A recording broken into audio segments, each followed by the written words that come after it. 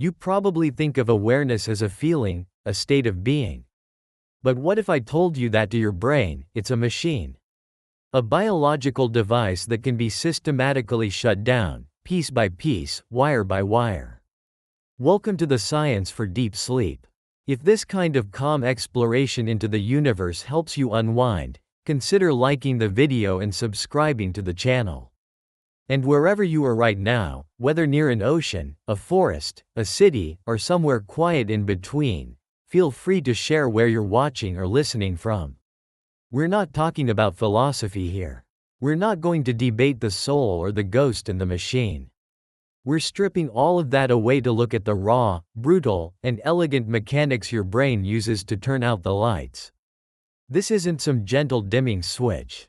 This is about the intricate, biological engine humming inside your skull, an engine that powers every single moment you feel present and alive.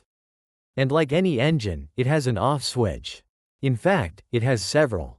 We're going on a journey, from the deepest, most restorative sleep you can imagine, all the way to the chilling, controlled stillness of the operating table. What actually happens in your brain when everything you are, everything you perceive, just stops? Today, we're prying open the black box. First, we'll define this machine. What is awareness from a purely biological standpoint? Then, we'll meet the orchestra of brain regions and chemical messengers that conduct the symphony of your conscious experience. And finally, we will pull the plug. We'll watch, step by step, as the system powers down, exploring the precise mechanisms that deliver you into the void of deep sleep, general anesthesia, and the terrifying silence of a coma. It's time to look directly at the gears of the mind as they grind to a halt. Defining the machine. What is biological awareness? To understand how the machine shuts off, we first have to understand what it's doing when it's on. Forget the poetry. From a biological perspective, awareness is a job. It's a specific, energy-hogging task your brain performs every waking second. Imagine your brain is mission control for the most complex vehicle ever built, your body. Every moment, this control room is bombarded with an apocalyptic flood of data. Trillions of signals are pouring in. The light hitting your eyes, the vibration of the floor, the sound of your own breathing, the tension in your shoulders, the chemical signature of the air you just inhaled, the non-stop chatter of your own thoughts. If you were aware of all that at once, you'd be instantly paralyzed by the sheer volume of information. It would be a deafening, blinding chaos. So, the brain has an incredibly efficient system. Most of these signals are handled by unconscious, automated subroutines. You breathe without thinking about it. Your heart beats without a command. You walk down the street while your brain unconsciously processes the texture of the pavement to keep your balance. Awareness is the upgrade. It's the system that says, out of trillions of incoming signals, this one asterisk matters right now. It's your brain's high-powered spotlight. While everything else hums along in the dark, awareness violently yanks one piece of information onto center stage, for every other part of the brain to see and act on. It's not just attention, it's attention on steroids. It's the difference between passively hearing city traffic and the sudden, heart-stopping lock-on to the sound of a specific car horn blaring right next to you. And here's the critical part. This isn't some abstract idea. We can watch it happen. When your brain deems a stimulus worthy of the spotlight, it produces a measurable, electrical signature.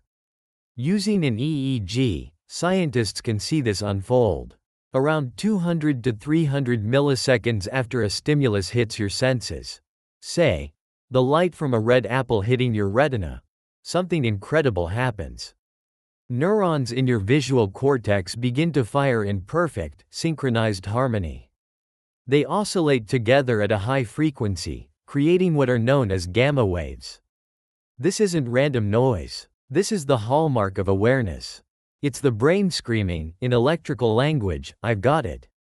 This synchronized firing binds together all the different attributes of the apple, its roundness, its redness, its location, into a single, coherent object.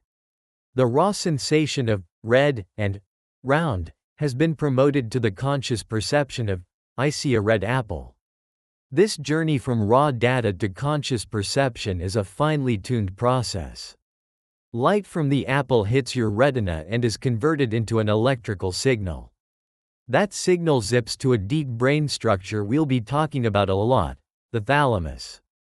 Think of the thalamus as a central sorting office for sensory information.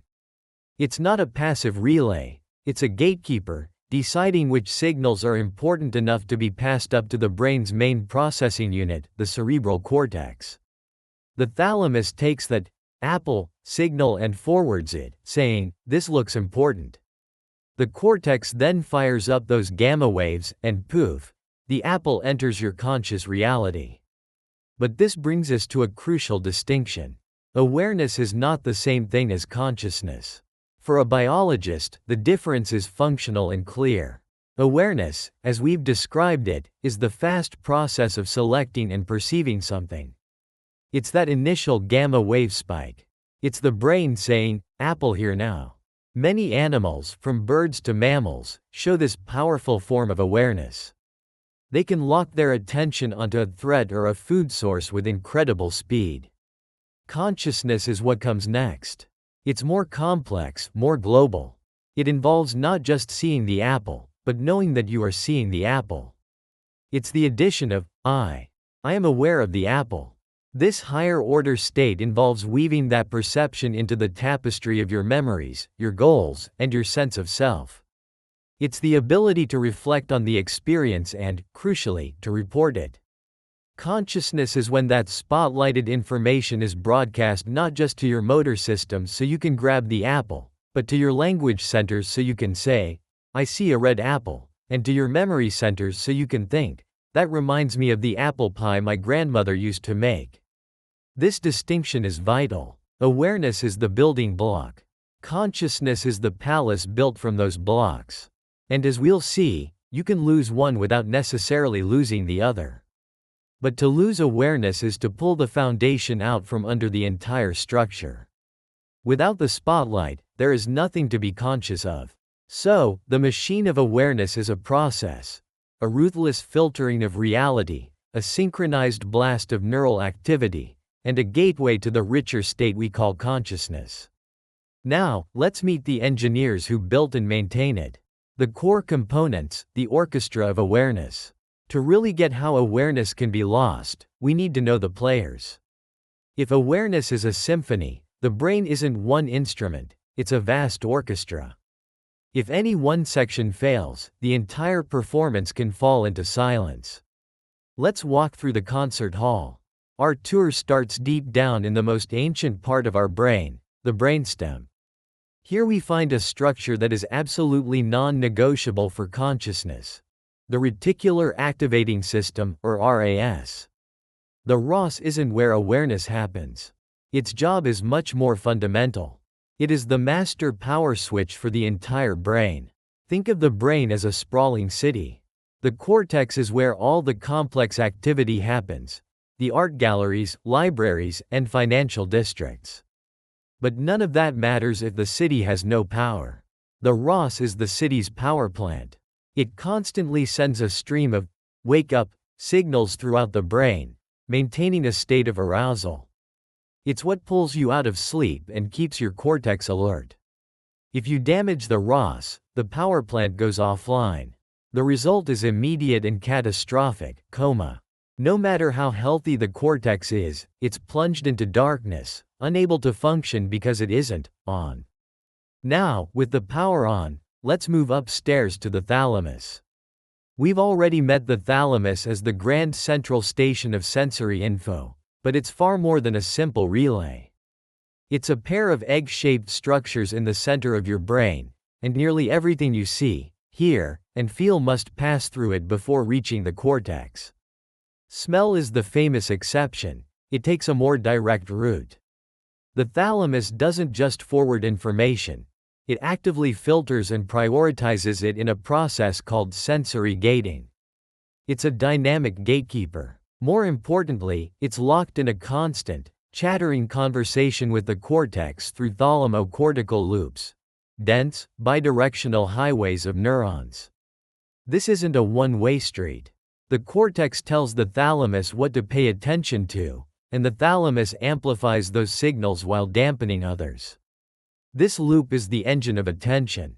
When you focus on a book in a noisy cafe, it's these loops working overtime to crank up the gain on the visual signals from the page and turn down the volume on the sounds from the room. As we'll see, hijacking these loops is one of the most effective ways to switch awareness off. From the thalamus, information explodes into the cerebral cortex, the great, wrinkled outer layer of the brain. A large body of evidence points to a collection of areas, sometimes called the posterior hot zone, as a central hub for conscious experience. This zone, at the back of the brain, is where the asterisk what and the asterisk where of our experience finally come together, binding inputs from our different senses into one seamless, multi-sensory movie. While the idea of a single zone is debated, with many scientists now emphasizing widespread networks, these posterior regions are undeniably critical. Within this area, a structure called the temporoparietal junction, or TPJ, is fascinating. It's heavily involved in distinguishing your self from the other.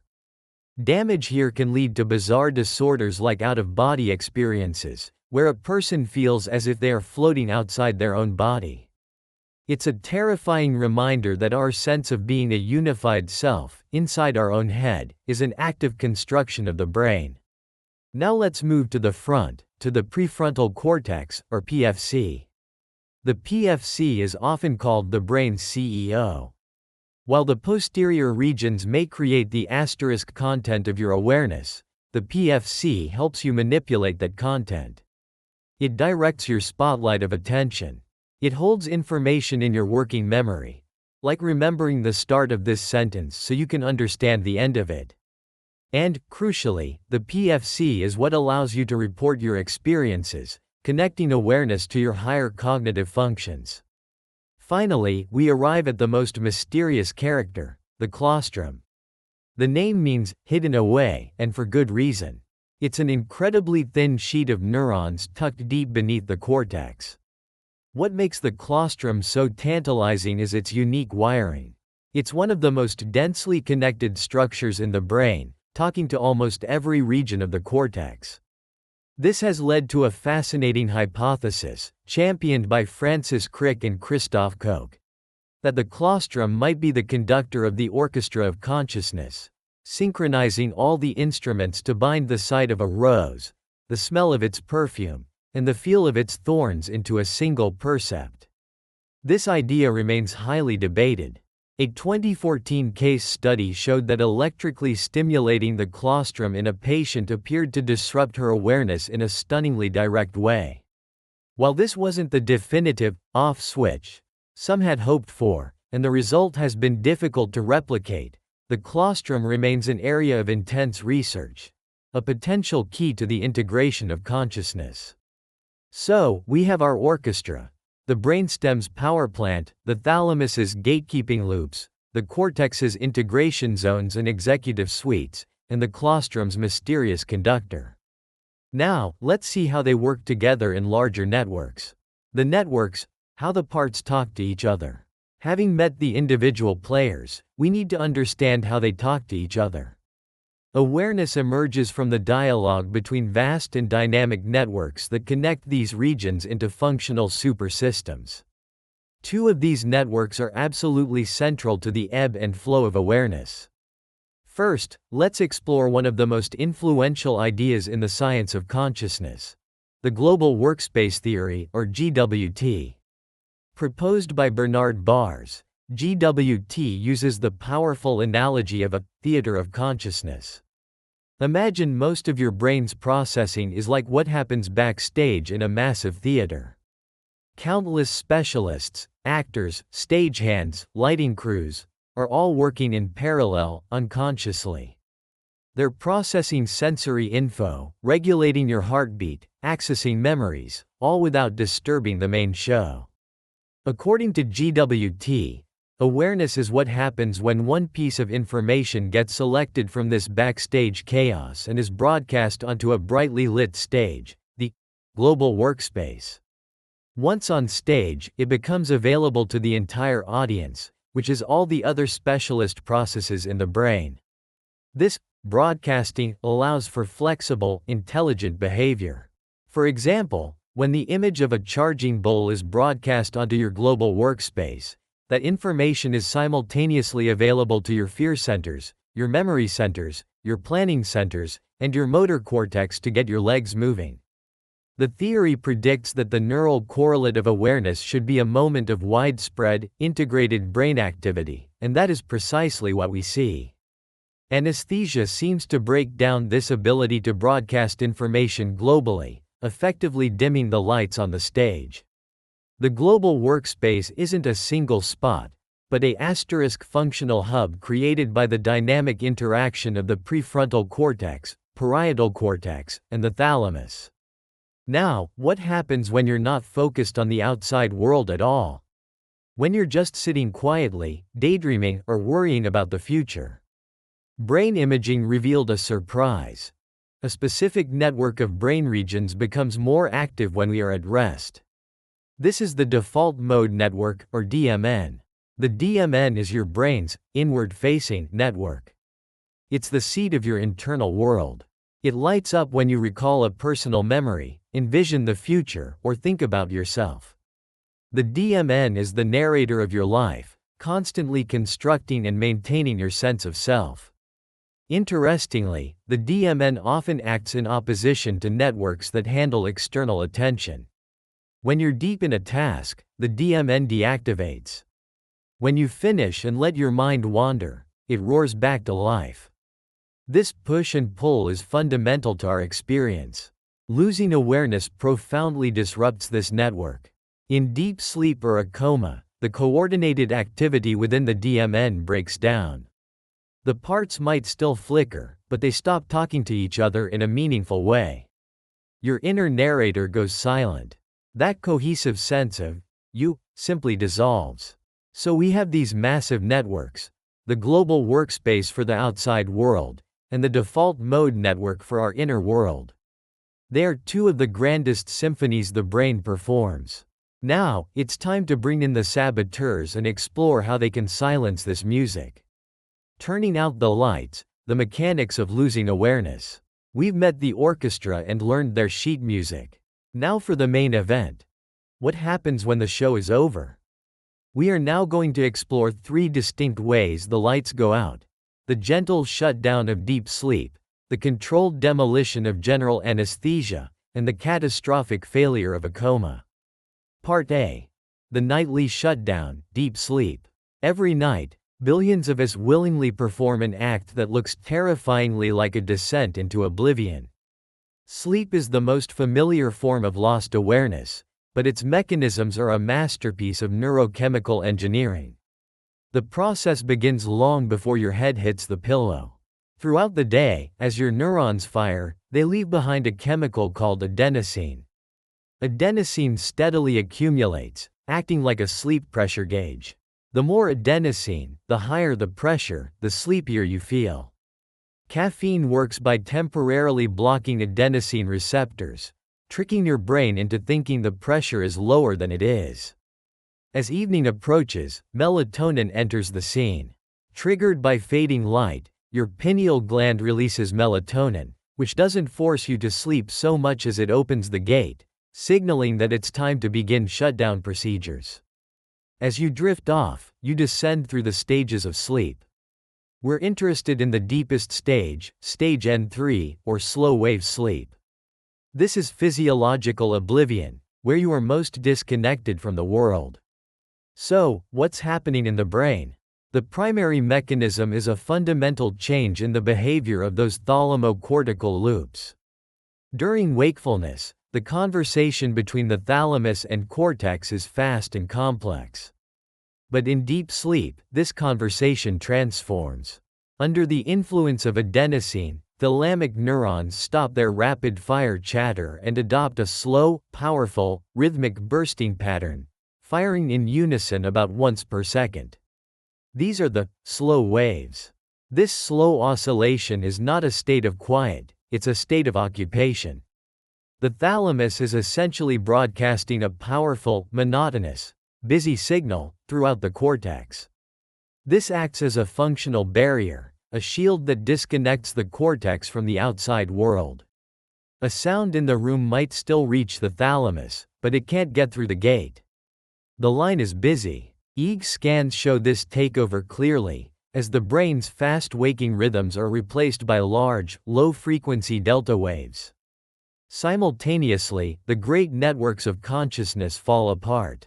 Functional connectivity within the default mode network and global workspace disintegrates. The different regions stop their synchronized dance. It's as if the sections of the orchestra are all still noodling on their instruments, but they are no longer playing the same song. The brain's ability to integrate information is lost. You aren't just unaware of the world. The integrated you has been temporarily disassembled. Part B. The controlled descent, general anesthesia. Now let's move from the natural descent of sleep to the controlled demolition of general anesthesia. It's often called a reversible coma, and that's a chillingly accurate description. While there are many anesthetic drugs, most of them, like propofol, work by targeting the brain's primary, braking, system. Throughout your brain, there's a battle between go signals, driven by the neurotransmitter glutamate, and stop signals, driven by GABA. Anesthetic drugs are GABA super enhancers. They bind to GABA receptors and make them hypersensitive. It's like turning the volume knob on every stop signal in the brain all the way up to 11. This massive, brain-wide inhibition has devastating effects. It silences the chatter in those critical thalamocortical loops. The gatekeeper in the thalamus is effectively put to sleep, leaving the cortex isolated from sensory input. But anesthesia also performs a two-pronged attack, inducing both unconsciousness and amnesia by disrupting different, overlapping brain regions. The deep inhibition in the hippocampus prevents memory formation, while the shutdown of cortical hot zones and their communication with the prefrontal cortex obliterates awareness. On an EEG, the effect is dramatic, shifting from fast waking waves to slow, regular waves that look superficially like deep sleep. But it's a crude imitation. Sleep is a fine-tuned cycle. Anesthesia is a chemical sledgehammer. A leading theory explaining this is integrated information theory, IIT. One of its core ideas is that consciousness depends on the brain's ability to create a single, unified experience. Anesthesia destroys this. It doesn't just quiet the brain, it fragments it. Individual regions might still be active, but they are no longer integrated.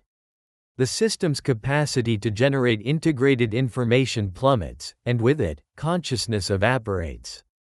It's a real-world demonstration that awareness is not about sheer neural activity, but about the complexity of the connections between that activity.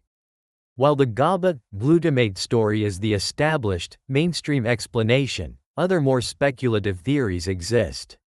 For instance, some researchers have linked anesthetics to quantum effects on microscopic protein skeletons within neurons called microtubules, though this idea remains on the fringes of neuroscience. For now, the clearest picture is one of chemical sabotage on a massive scale. Part C. The unplanned failure, coma and vegetative states. Finally, we arrive at the most feared state, the coma. Unlike sleep or anesthesia, a coma is a sign that the machine has been broken.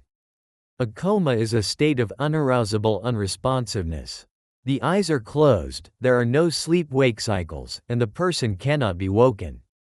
The causes are typically severe: traumatic brain injury, a massive stroke, or oxygen deprivation.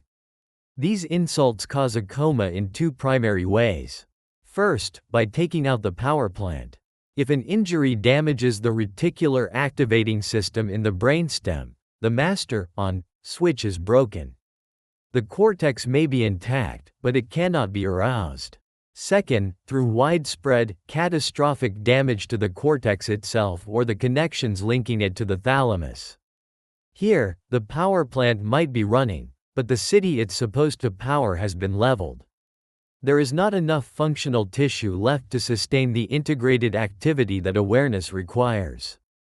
As a patient's condition evolves, they may transition from a coma into what's known as a vegetative state, one of the most misunderstood conditions in medicine. Here, arousal returns. The brainstem's power switch is working again, so the patient has sleep-wake cycles and can open their eyes. They might look around, groan, or move reflexively. But crucially, they show no signs of awareness. It is the chilling sight of the machinery of arousal being intact, but the machinery of awareness remaining shattered. However, that line is becoming increasingly blurry. Using functional MRI, scientists can now look inside the brains of some of these patients and ask them to imagine playing tennis. In a small but significant number of cases, patients who appear entirely vegetative from the outside show brain activity patterns indistinguishable from healthy volunteers. This suggests the presence of covert consciousness, a mind trapped inside an unresponsive body. These findings are revolutionizing our understanding and forcing us to question the very definitions of awareness and unresponsiveness. From the elegant rhythm of sleep to the chemical storm of anesthesia and the devastating silence of a coma, losing awareness is not one event. It is the story of a complex, fragile machine being disassembled, whether by design, by chemistry, or by trauma. It is the story of integration failing, of networks fragmenting, and of a symphony falling into silence, one instrument at a time. We've journeyed deep into the machinery of the mind, past philosophy and into the raw biology of being aware. We've seen that awareness isn't a mysterious fog, but a specific, measurable job performed by an orchestra of brain structures, a spotlight created by synchronized gamma waves, gated by the thalamus, and directed by the prefrontal cortex. We've watched this machine power down. We saw how deep sleep closes the gates with slow, rhythmic waves, and how anesthesia wages a chemical war to fragment our brain's networks. And we've looked into the profound silence of a coma, born from the physical destruction of the brain's most critical components. What this journey reveals is that the self you inhabit is a stunningly fragile construction. Your continuous experience of the world is not a given, it is a masterpiece of neural integration, a symphony performed every second. And when that integration fails, the symphony stops. But for all we've uncovered, we stand before the greatest mystery. We've taken apart the clockwork, identified the gears, and learned how to stop them. But we still can't answer the most fundamental question. Why does the ticking of this clockwork feel like something? Why does all this electrical and chemical processing generate a subjective, private, first-person experience? This is the so-called hard problem of consciousness, and it remains the greatest frontier in science.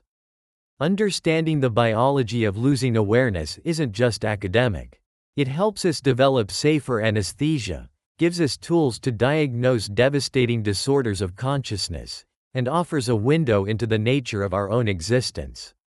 It shows us that the line between being and not being is written in the language of neurons, networks, and neurochemistry. The light of awareness is not magical. It's mechanical. And that, somehow, makes it all the more miraculous. Your brain spends 50% of life daydreaming. Here's how to hack it. There are moments when you are sitting at a desk, a task in front of you. An hour passes, perhaps two. And yet, when you return to full awareness, you find that very little has been accomplished. You were not distracted by a screen or a video, but simply lost. Lost in a thread of thought, planning a conversation that may never occur, replaying an event that cannot be changed, or looking out a window, your mind somewhere else entirely. This state of being lost, of daydreaming, can feel like a deficit. A failure of focus. But what if this time is not wasted? What if it accounts for nearly half of our waking life? And what if this mental wandering is not a flaw, but one of the most profound and powerful systems our mind possesses. This is not a story about forcing focus. It is a story about the brain's quiet, underlying setting, the hidden operating system that runs our inner world. It is a story of how understanding this system, and learning to work with it, can lead to a clarity of thought and a current of creativity that may have felt inaccessible. What we have been told as a weakness is, in fact, a deep part of our design. And today, we will learn to understand it. You may have had this experience. You drive a familiar route, the same one you take every day. And as you pull into your destination, a quiet realization arrives. You do not remember the last several minutes of the journey. You do not remember a particular turn, or passing the usual landmarks. Your body was present, your hands guiding the wheel, but your mind was somewhere else. It was rehearsing a meeting, considering a problem, or simply drifting. You were on autopilot. This is not a rare occurrence. This is a fundamental part of the human condition. Groundbreaking research has revealed that our minds are in this state of wandering, of quiet reflection, for up to half of our waking hours. Let that settle for a moment. For every 2 hours we are awake, one is often spent in the internal landscape of our own thoughts. Half of a life. We have been conditioned to view this as a problem to be solved. We call it being unfocused or distracted. We seek out methods and tools to fight against our own nature, in an attempt to reclaim this time. But the premise itself may be misguided. We are not fighting a flaw in our design. We are resisting the very core of what makes the human brain so capable. The real question isn't, how do I stop daydreaming?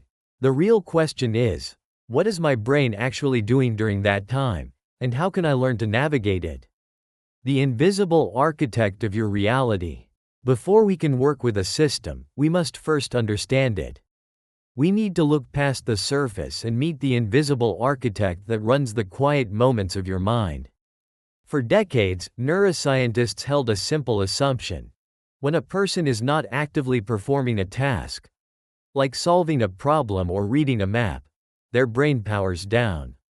It was thought to enter a restful, idle state, much like a computer in sleep mode. The only problem with this theory was that the data showed something else entirely. In the late 1990s, a neurologist named Dr. Marcus Reichel was observing brain activity using fMRI, a technology that measures changes in blood flow. His work involved giving people tasks and watching which parts of their brains became active. But he noticed something unusual, something other researchers had seen but often dismissed. In the moments of quiet rest between tasks, when participants were told to simply lie still and do nothing, their brains did not go quiet. Instead, a specific, consistent network of brain regions became intensely active. This network was often working harder during this supposed rest than it was during the focused tasks. This was a profound discovery. It was like astronomers realizing that the dark space between stars was not empty, but was filled with an unseen substance that quietly governed the shape of the cosmos. This network was the unseen matter of the mind. Dr. Reichel named it the default mode network or DMN. It is the brain's factory setting. It is the baseline of consciousness, the state the mind automatically returns to the moment it is not engaged with an external goal. It is the director of our inner world. That experience of driving on autopilot was the DMN at work. Zoning out in a meeting is the DMN taking the stage. Lying in bed, the mind moving between yesterday and tomorrow, is the DMN in its primary function. It is always there, running quietly in the background. So, what is this network of brain regions, the medial prefrontal cortex, the posterior cingulate cortex, the angular gyrus, actually doing? It is not random noise. The DMN has a very specific and important set of jobs. It is the neurological foundation of the self. It constructs our sense of identity through a few key functions. First, it manages our autobiographical memory. When the mind wanders, it often travels to the past. You relive moments of pride. You re-examine conversations, trying to understand their deeper meaning. This is your DMN sorting through the vast library of your life, constantly updating and refining the story of who you are. It is not just recalling facts, it is weaving them into a coherent narrative. This narrative is our identity. Second, the DMN is our asterisk future simulator. It projects our self into what might be. This is the part of daydreaming where we plan. We think about what to do next, we strategize for a future conversation, we imagine a coming event. We run simulations of potential futures to prepare for them. This is a remarkably advanced cognitive skill. It allows us to learn from a future we imagine, without ever having to live it. And third, the DMN is our engine for asterisk social cognition. It is responsible for what is called theory of mind, the ability to infer what other people might be thinking or feeling. When you daydream about a conversation, you are not just thinking about what you will say. You are trying to inhabit the other person's perspective, to understand their motivations and emotions. This is the root of empathy. The DMN allows us to build complex social maps of our world. This network, then, is the storyteller of our past, the architect of our future, and our diplomat to the social world. It works constantly to maintain our very sense of who we are. This process, this quiet internal activity, is what we experience as daydreaming. It is not a bug. It is the feature that generates our reality. But like any powerful system, if it is left to run without guidance, it can create problems. When the DMN runs wild, it can become less of a wise storyteller and more of a source of anxiety and rumination. This is the other side of the wandering mind, and understanding it is the first step toward a better relationship with it. The tyranny of the unchecked mind. Imagine the default mode network as a deep, powerful river current. This current is essential for carrying nutrients and shaping the landscape over time. But what happens when that current becomes too strong, flooding the banks and pulling everything into its flow? The delicate work happening on the land comes to a halt. This is what happens when our DMN is overactive and unchecked. It pulls our attention away from the present moment and into its world of past and future. While this internal focus is crucial, it is fundamentally incompatible with focusing on the external world. Neuroscience has identified another critical network in the brain, the asterisk executive control network. This is your present moment system. It becomes active when you are focused on a goal, writing an email, solving a puzzle, listening carefully to someone. Here is the crucial point. The default mode network and the executive control network are naturally anti-correlated. They work like a seesaw. When one is active, the other is suppressed. When your executive control network is engaged, and you are in a state of focus or flow, your DMN becomes quiet. Your sense of self recedes, time seems to change, and you are fully with the task. The inner narrator is silent. Conversely, the moment your focus wavers, the executive control network powers down, and the DMN gently fades back in. The inner narrator returns, and the mind begins to wander. For many, this seesaw has become unbalanced. It is tilted toward the DMN. Why? We live in a world that often encourages this imbalance. We work at jobs that can be repetitive, not requiring our full engagement. We sit in meetings where our minds are free to drift. And in the moments between tasks, we do not allow our brains to be truly quiet. We reach for our phones. We scroll through feeds that provide a stream of low-value information, keeping our executive network from ever fully engaging, but also preventing our DMN from doing its deeper, more integrative work. The result is an overactive DMN. It is a current that is always pulling at us. This leads to what we feel as a lack of focus, the frustration of sitting down to work and immediately being pulled into a vortex of unrelated thoughts. When the DMN is chronically overactive, it can become a place where negative mental states arise. The function of self-reflection can curdle into asterisk rumination. This is the experience of being stuck in a negative thought loop, replaying a mistake, or dwelling on an anxiety. It is the DMN's storytelling ability gone awry, telling the same difficult story on a loop. Studies have shown that unusual connectivity within the DMN is strongly linked to depression and anxiety. Similarly, the future simulation function can transform into chronic anxiety. Instead of productively planning, the overactive DMN runs endless disaster simulations. It creates a constant, low-level hum of worry about things that have not happened. You are not just preparing for an event. You are imagining every possible way it could go wrong, in vivid detail. This is not preparation. It is a pattern of thought orchestrated by the brain's own default setting. Disruptions in the DMN are also implicated in conditions like ADHD, where the inability to suppress the DMN makes sustained focus on external tasks very difficult. The seesaw cannot easily tip toward the executive control network.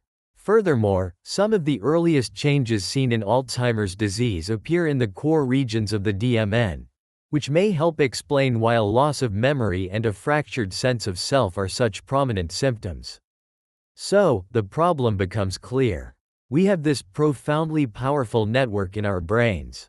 But for many of us, it is running without conscious guidance. It is an untamed current, pulling us from the present, trapping us in loops of thought, and undermining our ability to focus. The solution, then, is not to dam the river. The solution is to learn how to navigate it. It is time to move from being a passive passenger to an active navigator of our own consciousness. We have gone deep into the science of why the brain seems to have a mind of its own.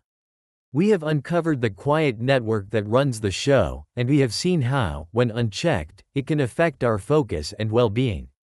But the most important part is yet to come. How we can work with this system. How do we learn to guide it? In the next section, I will walk you through 3 concrete, science-backed approaches that allow you to quiet the DMN when needed, sharpen your focus, and then deliberately use the DMN to foster creativity. If you find this exploration into the mind valuable, consider subscribing to the channel. Now, let's explore the methods. Hacking the system. 3 steps to master your mind. We have identified the system, the default mode network. We have diagnosed the problem, its chronic, unchecked activity. Now, it is time for the solution. The goal is not to eliminate the DMN. That would be impossible and undesirable. The goal is to achieve cognitive flexibility. This is the ability to consciously move between the DMN's internal world and the executive control network's external, focused world. It is about becoming the one who guides the seesaw of your attention. To do this, we need to train the part of the brain that operates that seesaw. This role is believed to be handled by another network called the salience network. Think of the salience network as a quiet observer that notices what is important, or salient, in any given moment. Is it the internal chatter, or is it the demands of the world outside? The more you practice consciously directing your attention, the more responsive this network becomes. You are training your brain to recognize your own intention as the most important signal.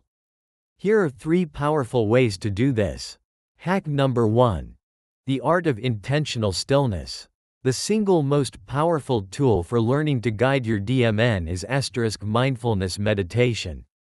This is not a belief, it is a neurological process, confirmed by numerous studies. Meditation is, in essence, training for your attention and your salience network. It directly practices the skill of noticing when the mind has wandered and gently guiding it back. When you sit to meditate, you do something profound.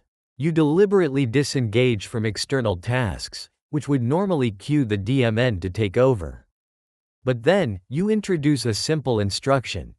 Place your focus on a single, neutral anchor, most commonly the physical sensation of your breath. Initially, your DMN will continue its usual activity. It will present thoughts, a to-do list, a memory, a stray concern. This is the mind wandering the DMN is designed to do. The key moment in meditation is not achieving a perfectly clear mind. The key moment is the instant you notice that your mind has wandered. That moment of noticing is your salience network and your executive control network waking up. Then, you make a conscious choice. Without judgment, you gently guide your attention back to the breath. Every time you do this, you complete one repetition of a quiet, powerful practice. You are lessening the automatic pull of the DMN and strengthening the connection to your own intention. Studies of long-term meditators show they have weaker connectivity within the parts of the DMN associated with self-referential chatter. They have gradually rewired their brains to be less susceptible to getting lost in thought. Let us try it for just 1 minute. Wherever you are, find a comfortable posture. You can close your eyes or simply soften your gaze. Now, bring your awareness to the physical sensation of breathing. Do not try to change it. Simply notice it. Feel the air as it enters, the gentle rise of the body, and the fall as you exhale. Your only task for the next minute is to feel the journey of one breath, and then the next. Your mind likely wandered. It does not matter when. Did you notice it? That moment of noticing is the practice. You have simply observed the mind's natural tendency. Now, gently, bring your attention back to the breath. Feel one more inhale, and one more exhale. That is the fundamental practice. Doing this for just a few minutes each day is like learning a new skill. You are developing the ability to down-regulate the DMN when you need to focus. You are training the quiet observer within your own mind. Hack number 2. The power of single tasking. While meditation is a foundational training, you also need to shape the environment in which your mind operates. If daily life is a constant flow of multitasking and distraction, you create the perfect conditions for the DMN to run unchecked. The second approach is to consciously embrace single tasking. Remember the seesaw. When your executive control network is fully engaged, your DMN is quiet. The problem is, we rarely allow our executive network to fully engage. We work on a report with email open and a phone buzzing on the desk. In this state of constant context switching, your brain never fully commits to one task. You are hovering in the middle of the seesaw, a state of low-grade attention where the DMN is always able to interrupt. The solution is to create a quiet space for focus. This is where a simple method like the Pomodoro technique can be very effective. The concept is straightforward. You choose one single task. You set a timer for 25 minutes. And for that time, you do nothing else. No email, no phone. You give your executive control network a clear, unambiguous target. At first, this may feel difficult. Your DMN, accustomed to interruption, will continue to offer distractions. You will feel an urge to check your phone. A sudden, unrelated thought will arise. This is a predictable response. Your task is to treat these interruptions just as you did in the breathing exercise. Notice them, acknowledge them without judgment, and gently redirect your focus back to the task. When you work this way, you allow your executive control network to build momentum. You enter a deeper state of focus. The internal chatter of the DMN fades into the background because it is being actively suppressed. Then, when the timer sounds, you take a mandatory short break. You let your mind wander. You let the DMN do what it does. This structured rhythm of focus and rest is a powerful way to manage the seesaw. You are replacing reactive distraction with intentional focus and intentional rest. Hack number 3. The creative playground. So far, we have focused on how to quiet the DMN to improve focus. But that is only half of the story. The DMN is not an adversary, it is a resource. The final, and perhaps most interesting, hack is to learn to deliberately harness the DMN's power for creativity and problem solving. Creativity, at its core, is the formation of new connections between existing ideas. This happens in the DMN. The DMN is the brain's built-in brainstorming engine. When you allow your mind to wander freely, it moves across your library of memories and knowledge, linking things in unexpected ways. This is why our best ideas often arrive in the shower, on a long walk, or just before sleep. These are all DMN dominant states. You are giving your mind the space to make surprising connections. Relying on chance for these moments is a poor strategy. The hack is to create these conditions deliberately. This is the practice of creative incubation. Here is how it works. First, immerse yourself in a problem. This is the focus phase. Let's say you are trying to solve a complex issue. You gather all the information. You study the details. You engage your executive control network to its fullest, loading all the relevant data into your brain. Then, and this is the crucial step, you walk away. You deliberately disengage. You go for a walk, you do a simple chore, you listen to music. You do something that occupies you just enough to prevent you from actively thinking about the problem, but not so much that it fully engages your executive mind. This is the incubation period. You have handed the problem over to your DMN. While your conscious mind is relaxed, the DMN is quietly sifting through the data you provided. It is connecting the problem to a memory from a film, a line from a book, a concept from a different field. It is making connections your logical, focused mind would not attempt. And then, often when you least expect it, a solution will surface. A quiet, aha, moment. That is the DMN delivering its findings back to your conscious awareness.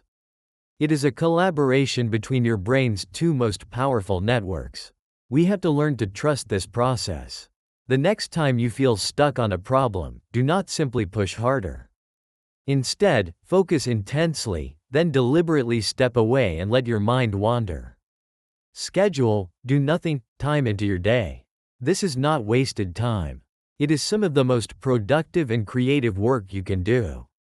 Conclusion. We began this journey with a common experience, losing time to a wandering mind. We saw this as a weakness, a flaw in our mental design. We have now learned that this state, governed by the default mode network, is not a bug, but the fundamental feature that constructs our sense of self. It is the storyteller of our past and the simulator of our future. It is the source of our identity. We saw how in our modern world, this powerful system can become overactive, trapping us in loops of rumination and anxiety. We have been living as passive observers of our own brain's default programming. But it does not have to be this way. The path forward is not to fight a war against your own mind. It is to become its quiet and curious navigator. Through the practice of mindfulness, you learn to quiet the inner narrator when needed. Through the discipline of single tasking, you create the conditions for deep focus. And through the art of deliberate rest, you transform the DMN from a source of distraction into a wellspring of creativity. You have the ability to gradually change your relationship with your own mind. You can move from being a passenger on a train of thought you did not choose, to being the one who understands its destination. The half of your life you thought was lost to daydreaming was never truly lost. It was simply waiting for you to understand its power, to learn its language, and to finally, consciously, begin to work with it. Why your body collapses seconds before you faint. It starts without warning. One moment, you're standing, living, just being. The next, a strange, silent alarm goes off deep inside your body. It's not a sound you can hear, but a feeling that washes over every part of you. A sudden warmth spreads across your skin, your stomach twists with a weird wave of nausea, and the world starts to shrink as your vision pulls into a darkening tunnel. Your knees, the same knees that have held you up your whole life, suddenly feel like they're made of jelly. You try to take a step, grab onto something, or just whisper the words, "I don't feel right," but your body isn't taking orders anymore. There's a frantic, internal struggle between your will to stay standing and an invisible force that's pulling you down. You're fighting for control, but your body has already made up its mind. It's starting a system-wide shutdown, a controlled collapse that is terrifying but, in a strange way, designed to protect you. This experience, fainting, is medically known as syncope, and it feels like a total betrayal by your own body. But what's really going on in those few seconds before you pass out?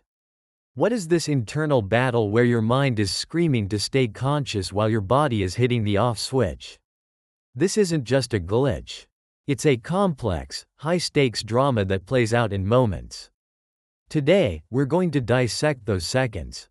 We'll travel deep into the nervous system, the heart, and the vascular highways to show you the exact chain of events that forces that total shutdown. This is the story of why your body collapses, even when your mind is fighting to stand firm. And understanding this doesn't just demystify a scary experience. It gives you the power to potentially stop it from ever happening. The problem defined. What is syncope? So, what exactly are we talking about when we say fainting? The medical term, syncope, is defined as a temporary loss of consciousness because of a drop in blood flow to the entire brain. Let's make that simple. Temporary loss of consciousness is the blackout part. Drop in blood flow to the brain is the asterisk Y. Your brain is an energy hog.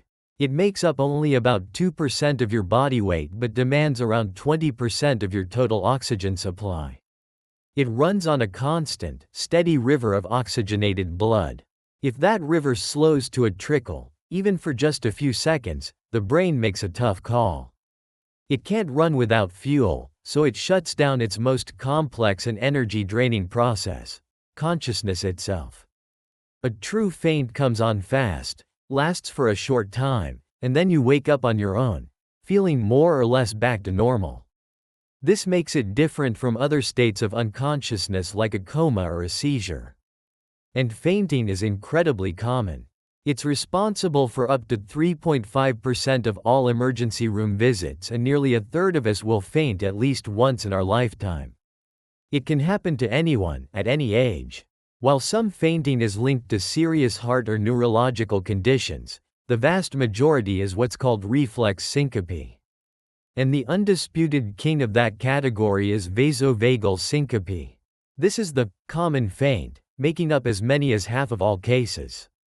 It gets its name because it involves your blood vessels, vaso, and a long, powerful nerve called the vagus nerve, vagal. This is the type of fainting we're focusing on, because it's a masterclass in internal conflict. It's not caused by a disease, but by a healthy system overreacting. It's a glitch in the autonomic nervous system, the hidden network running all your body's background processes, like breathing and heart rate, without you ever thinking about it. Understanding vasovagal syncope means understanding a wild paradox. How the very system designed to keep you stable can sometimes be the one to pull the rug right out from under you. The trigger, lighting the fuse. Every vasovagal faint starts with a trigger. This is the spark that lights the fuse, starting a cascade that ends in a collapse.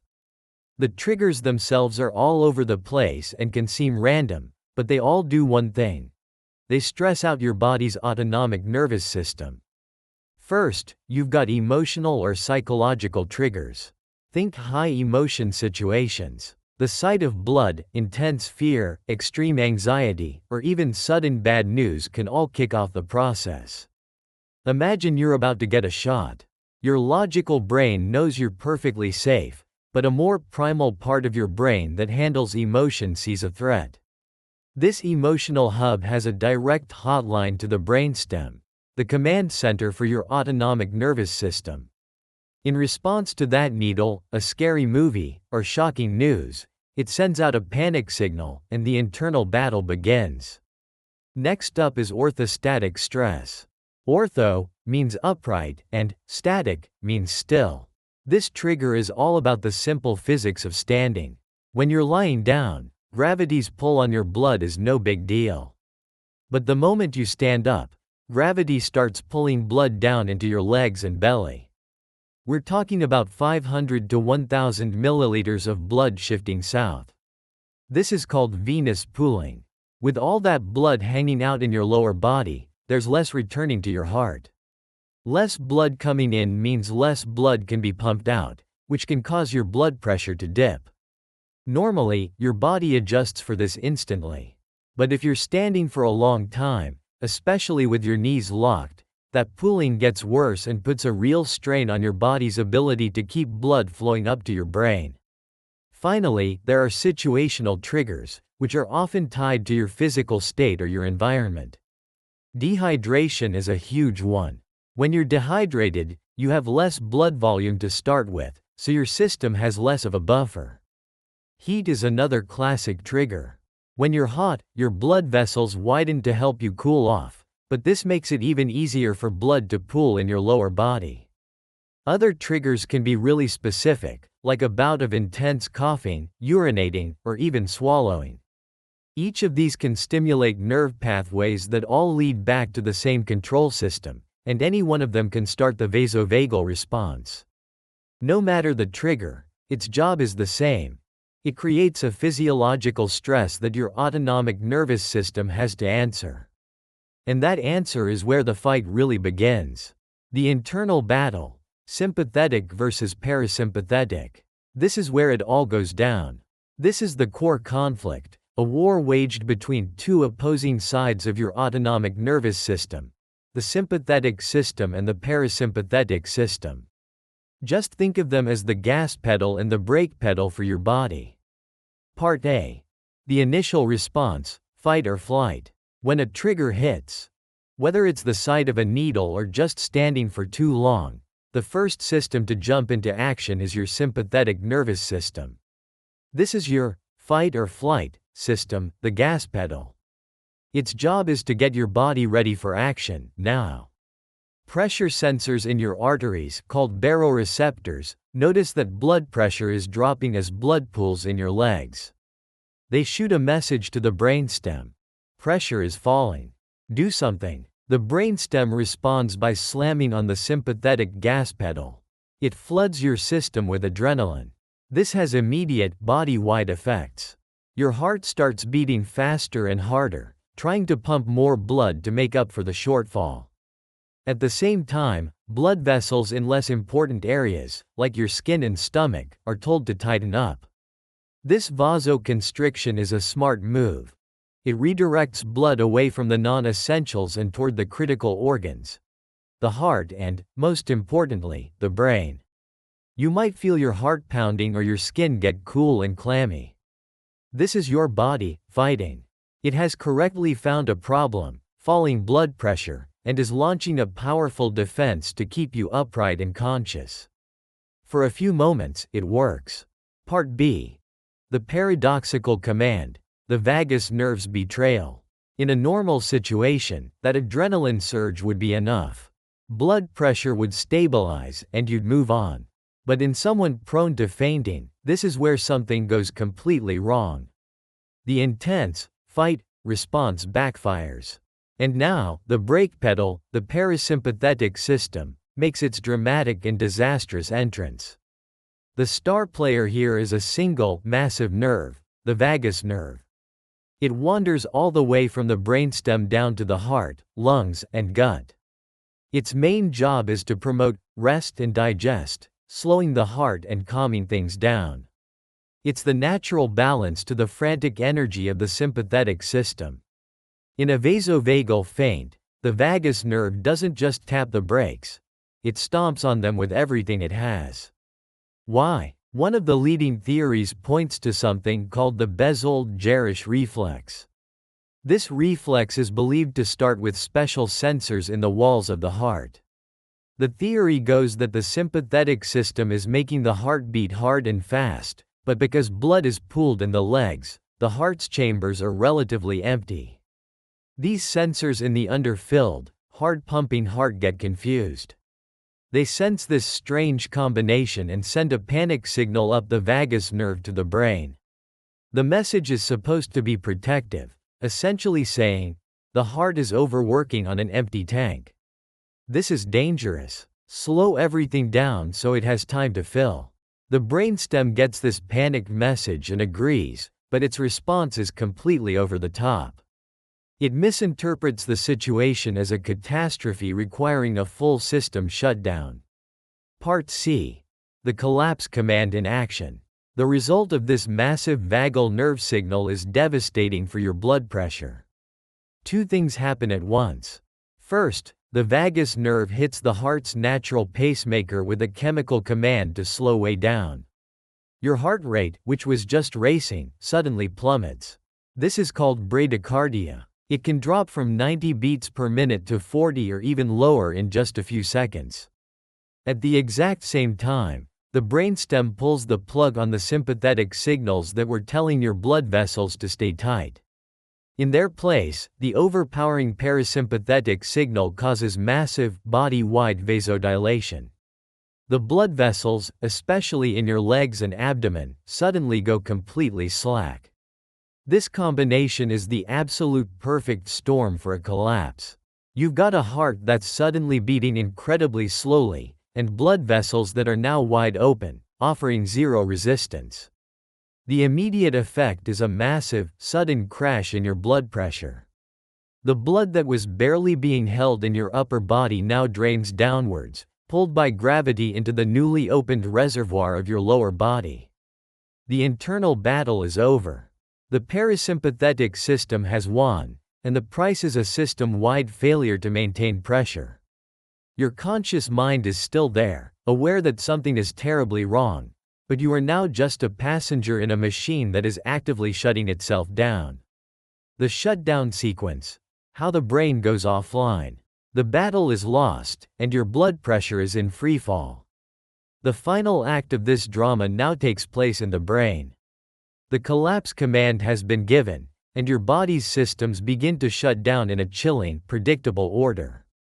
This produces that terrifying cluster of symptoms you feel right before you faint, known as the presyncope. It's not an instant off switch. It's a cascade of failures as different brain functions are starved of oxygen. The fade begins. Sensory malfunctions. Some of your senses are huge energy drains, so they're the first to go. Your vision is a perfect example. The retina, the light-sensitive tissue in your eye, is one of the greediest tissues for oxygen in your whole body. As blood flow drops, its cells start to fail. This is what causes that classic tunnel vision. The world starts to shrink and go dark from the outside in. You might see black spots or have your vision gray out. At the same time, sounds might become muffled or feel distant, like you're underwater. A powerful sense of dizziness and lightheadedness takes over. The delicate structures in your inner ear that manage your balance are also extremely sensitive to blood flow, and as they fail, they send chaotic signals to your brain, making the room feel like it's spinning. You might also feel a strange wave of heat or start sweating. This is just your body's confused, failing attempt at regulation. Cognitive slowing and the struggle to speak. As blood flow to the brain gets worse, your higher-level thinking starts to crumble. Your thoughts become sluggish. You know you need to sit down or get help, but forming the thought and turning it into an action becomes incredibly difficult. This is where you are most aware of the loss of control. You're thinking, I have to do something. Sit, lie down, say something, but your brain's processing speed has been throttled. This often shows up as weak or slurred speech. Talking clearly requires complex muscle coordination controlled by the brain. With its oxygen supply now critical, the brain can't manage that fine motor control anymore. You might try to say, I'm going to faint, but the words come out jumbled or as a faint whisper. It's a direct sign that your brain's executive functions are going offline. Motor control failure. The body collapses. This is the final moment. Your ability to stand upright depends on constant, tiny adjustments in muscle tone throughout your body, all managed unconsciously by your brain. As blood pressure craters and oxygen delivery falls below a critical level, these motor control centers simply fail. The signals telling your muscles to stay tense stop. Your legs, which already felt weak and rubbery, lose their strength entirely. Your knees buckle. This isn't a choice, it's an involuntary failure of the system that keeps you rigid. This complete loss of muscle tone is called atonia.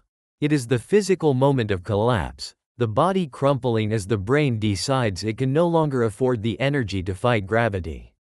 The blackout. Consciousness fades to black. The very last thing to go is consciousness itself. And this is actually a protective move. By turning off consciousness, the brain dramatically cuts its own energy demand to the absolute minimum, saving precious resources for the most basic life-sustaining functions, like breathing. The blackout isn't the problem. It's the brain's final, desperate solution to the problem. It's the end of the sequence. Your body has now achieved its strange goal. By forcing you to collapse, it has put you in the perfect position to recover. The solution? Rebooting the system. That moment of collapse, as scary as it is also the start of the solution. The whole dramatic cascade was designed, in its own clumsy way, to achieve one simple thing: get the body horizontal. Hitting the floor is the cure. Why waking up is fast. The second your body is lying flat, the whole problem is solved. Gravity is no longer your enemy. With your head now on the same level as your heart, even the small amount of pressure from your slowly beating heart is enough to push blood back into your brain. This return of oxygenated blood is almost immediate. As blood floods back into the brain, the systems reboot in the reverse order they shut down. The network responsible for wakefulness flickers back on, and consciousness returns, usually within a minute. You wake up, often confused, weak, and with no memory of the fall itself, but you'll definitely remember the awful feelings right before it. The recovery is fast because the cause wasn't a disease, it was a temporary plumbing problem. Lying down fixed the plumbing. Recognizing the warning signs. Your body's last-ditch effort. The key to preventing the fall is realizing that the presyncope, that whole shutdown sequence, is your final warning. Those symptoms, the lightheadedness, tunnel vision, nausea, sweating, they aren't random. They are a direct readout of your falling blood pressure. Learning to recognize them as an urgent, collapse imminent alarm is the most powerful tool you have. The moment you feel that strange warmth or see your vision start to narrow, you have a short but critical window to act and abort the shutdown. The immediate action plan. Beat the collapse by complying. The best thing you can do is to help your body achieve its goal, but on your own terms. It wants to get you horizontal. So, the instant you recognize the signs, lie down. Immediately. Don't try to tough it out, don't try to walk it off, and don't worry about what it looks like. Find a spot on the floor and lie down flat. If you can, elevating your legs above your heart is even better, as it uses gravity to speed up the return of blood to your brain. If lying down is totally impossible, the next best thing is to sit down and put your head between your knees.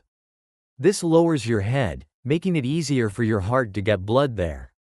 Fighting back. Counter pressure maneuvers.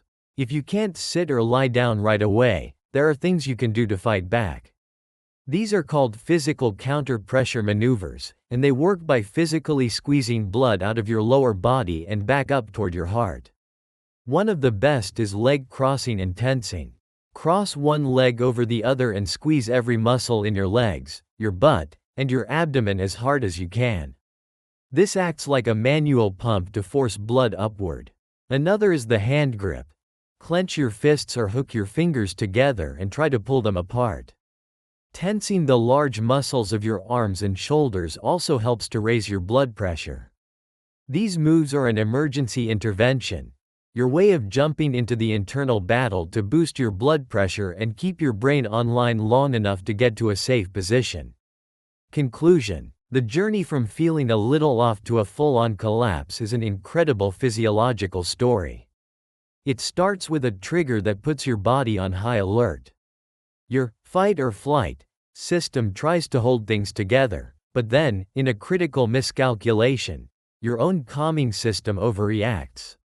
It slams on the brakes, your heart slows, your blood vessels open, and your blood pressure crashes. What follows is a predictable shutdown. Your senses fail, your thoughts slow, and your body collapses. But that collapse isn't a failure. It's the body's last-ditch, if clumsy, solution. Forcing you to be horizontal instantly restores blood flow to the brain and allows for a rapid reboot. The real power is in knowing this. Those few seconds of feeling faint aren't a curse, they're a warning. They're your chance to take control. By recognizing the signs and immediately lying down, or using counter-pressure moves to fight back, you can stop the blackout before it happens. You can turn a moment of fear into a moment of control. If you found this deep dive into how your body works fascinating, give this video a thumbs up and share it with someone who might need to see it. Have you ever felt these symptoms before? Share your story in the comments below. It's amazing how common this really is. And for more explorations into the science of you, make sure to subscribe and hit that notification bell. Your brain's emergency brake. What really happens when you freeze? You know the feeling. You're in a moment of intense pressure, a big presentation, a sudden confrontation, maybe just the look from your boss, and right when you need to be sharp, your mind just empties. Goes blank. Your body feels like it's been packed with wet sand. All the words you practiced, the points you wanted to make, just vanish into a silent, echoing void. You're frozen, paralyzed, stuck. For most of us, that feeling is immediately followed by a wave of shame. We think it's a personal failure, a fatal flaw. We beat ourselves up, asking, why did I just freeze? Why didn't I say something? Am I just weak? But what if I told you that response is the exact opposite of weakness?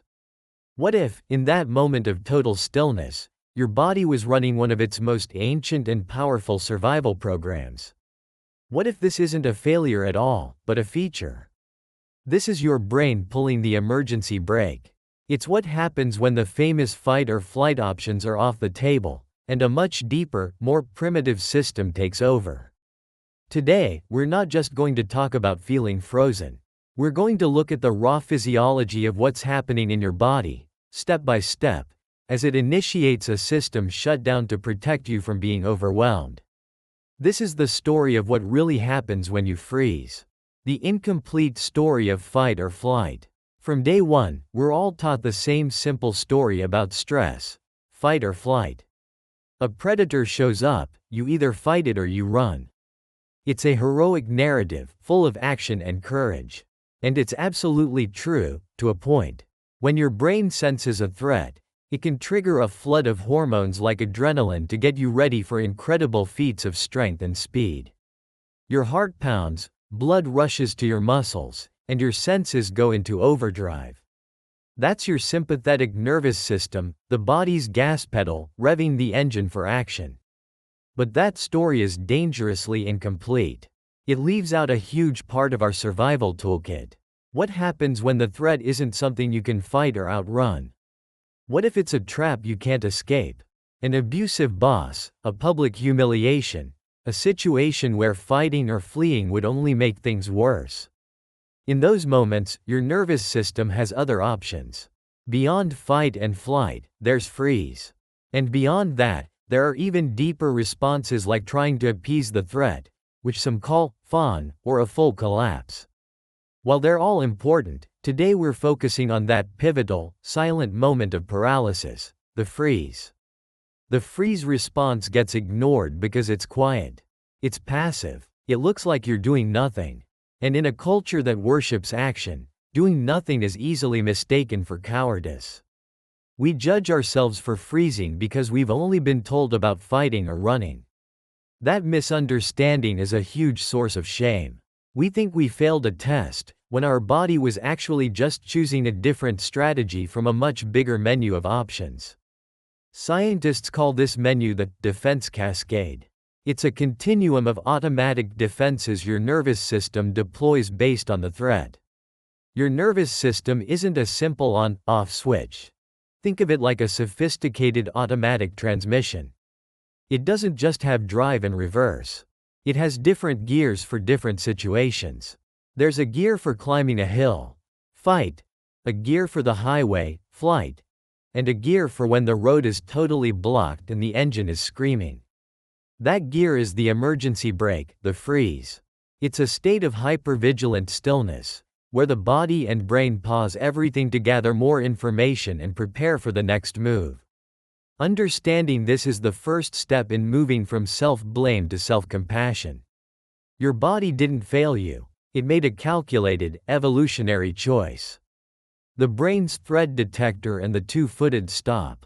To get why your body pulls this emergency brake, we have to go deep inside the brain, to a tiny, almond-shaped cluster of neurons called the amygdala. The amygdala is your brain's hypersensitive smoke detector. It doesn't think, it just reacts. Its main job is to constantly scan your world for any sign of danger. When it detects a potential threat, whether that's a lion or just a change in your boss's tone, it sounds the alarm. That alarm triggers the first stage, arousal. The sympathetic nervous system explodes into action, flooding you with adrenaline and cortisol. Your heart pounds, you breathe faster, your muscles tense up. You're on high alert, ready for intense physical action. This is classic fight or flight prep. In this state of hyper-arousal, time itself can seem to warp and slow down, a phenomenon known as tachypsychia, as your brain overclocks itself to process more information. But here's where the story gets a crucial twist. Your brain is making a split-second calculation. Can I win this fight? Can I escape? If the answer to both is a hard no, then the fight or flight strategy is useless. This is the moment of the freeze. But it isn't a simple flip switch from on to off. According to Dr. Stephen Porges' polyvagal theory, it's more like slamming on the brakes while your foot is still on the gas. The ancient, primitive part of your vagus nerve, the dorsal vagal branch, activates to immobilize you. At the same time, your sympathetic nervous system is still screaming, go. The result is this bizarre, contradictory state. Your heart is still racing, and your muscles are primed and tense, but you are completely stuck, paralyzed in place. You are simultaneously activated and shut down. This is the deer in the headlights moment. It's a state of hypervigilant immobility, a strategic pause to assess the inescapable threat. If the threat continues and is truly overwhelming, your body might shift into the next phase, a full-blown dorsal vagal shutdown. This is where you see bradycardia, a sudden drop in heart rate, and your muscles may go completely limp. This is the body's last resort, the play dead response designed to conserve energy, numb pain, and hopefully, make the predator lose interest. When you truly freeze, your nervous system has decided that stillness is your only path to survival. When your senses go offline, this biological shutdown isn't a random event. It's a strategic retreat of consciousness, designed by evolution to protect your core self by unplugging your experience of the world. When your brain is this overwhelmed, it begins to shut down sensory input, a process called dissociation. This doesn't always happen in a neat, fixed order, but here are the kinds of things that can start to fade out. First, your world can start to visually collapse. In the initial moments of threat, your vision gets laser-focused. But as the freeze response takes over, your peripheral vision may disappear, creating a tunnel. The world itself might start to look flat, strange, and unreal. Like you're watching a movie of your own life instead of living it. This is your brain creating emotional distance from an unbearable reality. In extreme cases, your brain might stop processing the images your eyes are seeing altogether, making everything blurry and indistinct, as if you're looking through a thick fog. Next, the auditory world can begin to fade. Sounds that were sharp and clear become muffled and distant, as if you're hearing them from underwater. Your brain is no longer allocating the resources to make sense of the noise. This is why someone might be yelling right at you, but the words dissolve into meaningless sound. You can hear the tone, the anger, the panic, but the content is gone. People in a state of shock or freeze often appear unresponsive because their brain is literally incapable of processing language at that moment. Then comes the numbing of the body itself. As this shutdown deepens, your ability to feel pain can go completely offline. The brain releases its own natural painkillers, which is why people in horrific accidents sometimes feel nothing until much later. You might also feel a profound numbness or coldness, and your skin can feel like it belongs to someone else. This is dissociation, the feeling of being detached from your own body, sometimes described as floating on the ceiling and watching things happen from a distance. Finally, your very perception of time can shatter. Our sense of time is woven together from our bodily sensations, emotions, and memories. When the brain cuts off the flow of information from the body, our experience of time can become fragmented and disjointed.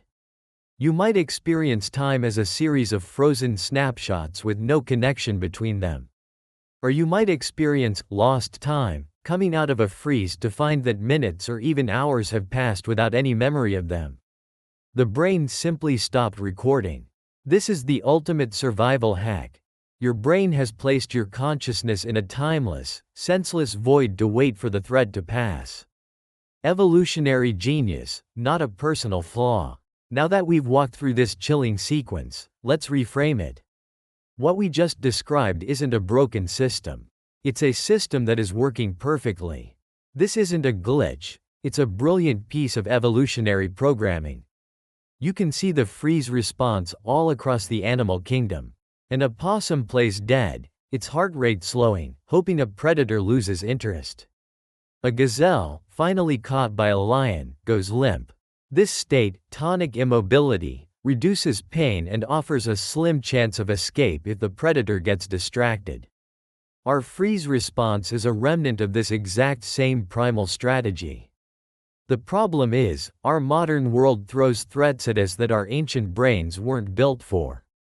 Your amygdala can't always tell the difference between a tiger and a terrifying job interview. A threat is a threat, and if your brain decides it's inescapable, it will reach for the same tool it has always used: shut down. This is why it's so important to let go of the shame. When you freeze during public speaking, it's not because you're weak. It's because your nervous system has flagged the sea of staring faces as an inescapable social threat and deployed the play dead strategy. When a trauma survivor describes feeling detached and unable to move, it is not a sign of consent or a failure to fight back. It's a sign that their body calculated that struggling would lead to worse harm, and it initiated the only survival strategy it had left. As experts like Dr. Bessel van der Kolk have shown, trauma isn't just a bad memory, it's an imprint left on our brain and body. The freeze response is a physical part of that. All the energy that was mobilized for fight or flight, all that adrenaline and tension, doesn't just vanish when you freeze. It gets trapped in the nervous system. Imagine a slinky that's been compressed all the way down and is now stuck, holding a massive amount of potential energy with no way to release it. So let this be the big, aha, moment. Freezing is not a character flaw. It's a profound, automatic, and deeply intelligent act of self-preservation, managed by a part of your brain that evolved long before you had a conscious mind to judge it. Living with the emergency brake. Understanding the what and the why of the freeze response is liberating. But it leads to the next big question. What can we actually do about it? First, you have to recognize that you cannot think your way out of a freeze. This is a bottom-up problem. It starts in the primitive, non-verbal parts of your brain. Your rational mind is mostly offline. Trying to use willpower to snap out of it is like trying to restart a computer by yelling at the monitor. It's the wrong interface. The antidote to a threat response isn't force, it's safety. The freeze is triggered by danger. To come out of it, your nervous system needs clear signals that the danger has passed. This means working with your body, not against it. One of the most powerful ways to do this is through co-regulation *. Just being in the presence of a calm, safe person. Their regulated nervous system sends signals of safety to yours, letting it know it's okay to stand down. When you're alone, you can use self-regulation by gently re-engaging the very senses that shut down. This isn't about forcing it, it's about inviting sensation back in. It can be as simple as pressing your feet into the floor and just noticing the solid ground beneath you. You could wrap yourself in a heavy blanket and pay attention to the feeling of pressure and warmth. Or just focus on a single object in the room, its color, its shape. These simple grounding acts send little trickles of new, safe data to the brain, quietly telling it, the world is still here. You're in your body. The threat is over. Breath is another powerful tool. But not just any breath. The key is to focus on slow, gentle exhalations. Making your exhale longer than your inhale helps stimulate the part of your vagus nerve associated with safety and calm. This gently signals to your body that it can move out of shutdown. The goal isn't to get rid of the freeze response. It's a vital part of your survival kit. The goal is to become a good mechanic for your own nervous system, to learn the signs that the emergency brake is on and to know which gentle, body-based tools can help you release it. It's about building a relationship of trust with the most ancient parts of your own being. Conclusion. We've looked deep into the wiring of our own nervous system and uncovered the mechanics of one of our most misunderstood experiences. That moment of freezing isn't weakness, it's a moment of profound biological intelligence. It's a strategic shutdown designed to protect you when all other options are gone. So the next time you feel that freeze, on a stage, in a meeting, in a conflict, try to meet it not with shame, but with a little bit of awe. Remember your brain's emergency brake. It's not a bug, it's a feature. Understanding this powerful system is the first step to swapping self-blame for self-compassion, and that's the real foundation for healing. We've only scratched the surface here. There are so many practical techniques for regulating your nervous system and learning how to release that trapped energy. We'll be exploring those in a future video, so make sure you're subscribed so you don't miss it. But for now, I want to hear from you. What's a moment you've felt your own emergency brake kick in? Sharing our stories is one of the best ways to realize we're not alone in this deeply human experience. Leave your story in the comments below. Your brain is actively deleting your memories. Every night, while you sleep, your brain is busy deleting your memories. And I'm not talking about some passive, gentle fading of a distant thought. I mean there are specific crews of cells inside your head whose job involves actively seeking out and erasing information. It sounds like a terrifying glitch, right? A bug in your personal hard drive. But you're about to discover that this process of active forgetting isn't just normal, it's one of the most important things your brain does.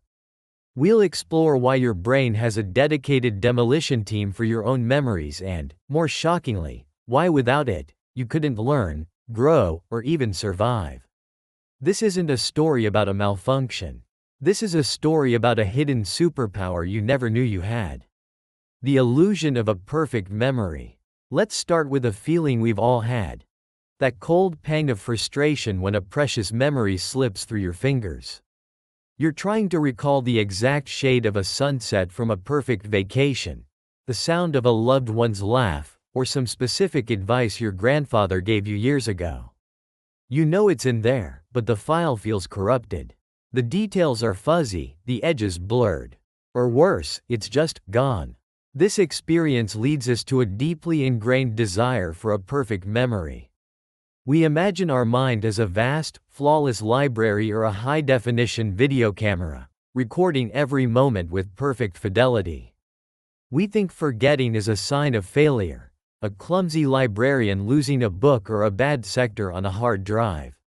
We treat memory lapses as personal flaws, signs we're getting older, less sharp, or that something is fundamentally wrong. But here's the first startling truth. That model of the brain is completely wrong. Your brain isn't a passive recording device. It's not a library, and it's definitely not a computer. Think of it more like the brain attic described by Sherlock Holmes. It's a finite space. To bring in new furniture, you have to toss some of the old stuff out. If you indiscriminately pile everything you've ever encountered into that attic, it becomes an unusable mess. You'd never find what you actually need. Instead of a functional workspace, you'd have a hoarder's den of mental chaos. So, forgetting isn't a failure to record, it's an essential act of curation. To build a powerful memory, your brain can't just be good at saving information. It has to be brilliant at deleting it. And while some memories do just passively decay over time, like a photograph fading in the sun, that's only a tiny part of the story. The most profound and frequent type of forgetting is an active, deliberate process. Your brain isn't just letting memories fade, it is hunting them down and demolishing them. And to do that, it has evolved a specialized cleanup crew. The Memory Machine, a quick user's guide. Before we meet that cleanup crew, let's quickly go over how the memory machine is supposed to work. When you decide a memory is worth keeping, what actually happens inside your head? It's a beautiful, three-act play: encoding, storage, and retrieval. Think of your brain as a massive, bustling organization. The hippocampus, a seahorse-shaped region deep in your temporal lobe, is the head librarian, deciding what information is worth keeping. First up, encoding. This is the moment new information arrives: a new face, a line from a book, the smell of rain on hot asphalt. For this to even have a chance of becoming a memory, you have to pay attention. Attention is the gatekeeper. As research by Nobel laureate Eric Kandel has shown, paying attention is what kicks off the process of strengthening connections between brain cells or neurons. If you're scrolling on your phone while someone tells you their name, your attention is divided. The librarian in your hippocampus barely glances up. The information is never truly processed. But when you do pay attention, your hippocampus gets to work, tagging the information and preparing it for the next stage. Next is asterisk storage. Once encoded, the information needs to be filed away for the long term. This is memory consolidation, and it's where real physical changes happen. Our memories aren't abstract concepts. They're physical things, existing in the connections between neurons, called synapses. Imagine creating a path in a dense forest. The first time you learn something, it's like hacking a faint trail. It's weak and easily overgrown. But every time you revisit that memory, you walk the path again. The trail gets wider and clearer. In the brain, this is called long-term potentiation or LTP. With each recall, the synaptic connection gets stronger, faster, and more efficient. That faint trail becomes a well-trodden path and, eventually, a paved superhighway. The memory is now consolidated and stored across your cortex. Finally, there's retrieval. This is calling a memory back to mind, asking the librarian to find that specific book you filed away last year. Retrieval often depends on cues. The smell of cinnamon might suddenly bring back a memory of your grandmother's kitchen. A particular song might transport you to your high school prom. This is because memories are stored as an interconnected web of associations. Pull on one thread, and the whole web can light up. But what happens if you try to build a superhighway for every single path? What if the librarian files away every single memo, every stray thought, every piece of junk mail? The system would grind to a halt. You'd have a brain so cluttered with trivial details: what you ate for breakfast last Tuesday, the color of a passing car, that you couldn't find the important stuff. To stay efficient, the brain needs the opposite of LTP. It needs a mechanism for actively weakening old paths. It needs long-term depression, and it needs a forgetting crew. The forgetting failsafe. Meet the cleanup crew. For a long time, scientists thought forgetting was mostly passive decay. But recent discoveries have turned this idea on its head. It turns out your brain has evolved highly specific, active mechanisms to make you forget. This isn't about things slipping through the cracks. This is a scheduled demolition. Let's meet the crew. Groundbreaking research has identified what we can call forgetting cells. One key group are neurons that produce a molecule called melanin concentrating hormone, or MCH. These MCH neurons are in the hypothalamus and project their tendrils into the hippocampus, our memory librarian. While their primary job involves regulating things like sleep and appetite, they have a fascinating side gig. They act as the brain's professional cleanup crew, actively suppressing and erasing memories. How? Research in the journal Science has shown these MCH neurons are particularly active during REM sleep, the stage where we dream. While you're dreaming, they fire up and send inhibitory signals to the hippocampus, effectively telling the librarian, "Okay, time to clean house." This process actively weakens the synaptic connections formed during the day. It's the biological opposite of long-term potentiation and is called long-term depression or limited. If LTP is paving a highway, limited is ripping up the pavement and letting the forest grow back. It prunes weaker, less important connections, freeing up valuable cognitive resources. But there's another member of the demolition team. This one is less about destroying old connections and more about building over them. The process is called neurogenesis, the birth of new neurons. We now know that in a few areas of the brain, most notably the hippocampus, new neurons are born throughout your life. But this constant renewal comes at a cost. As new neurons weave themselves into the hippocampal circuits, they can destabilize and override existing memories. It's like building a new skyscraper in a crowded city. To lay the new foundation, you have to tear down some old buildings.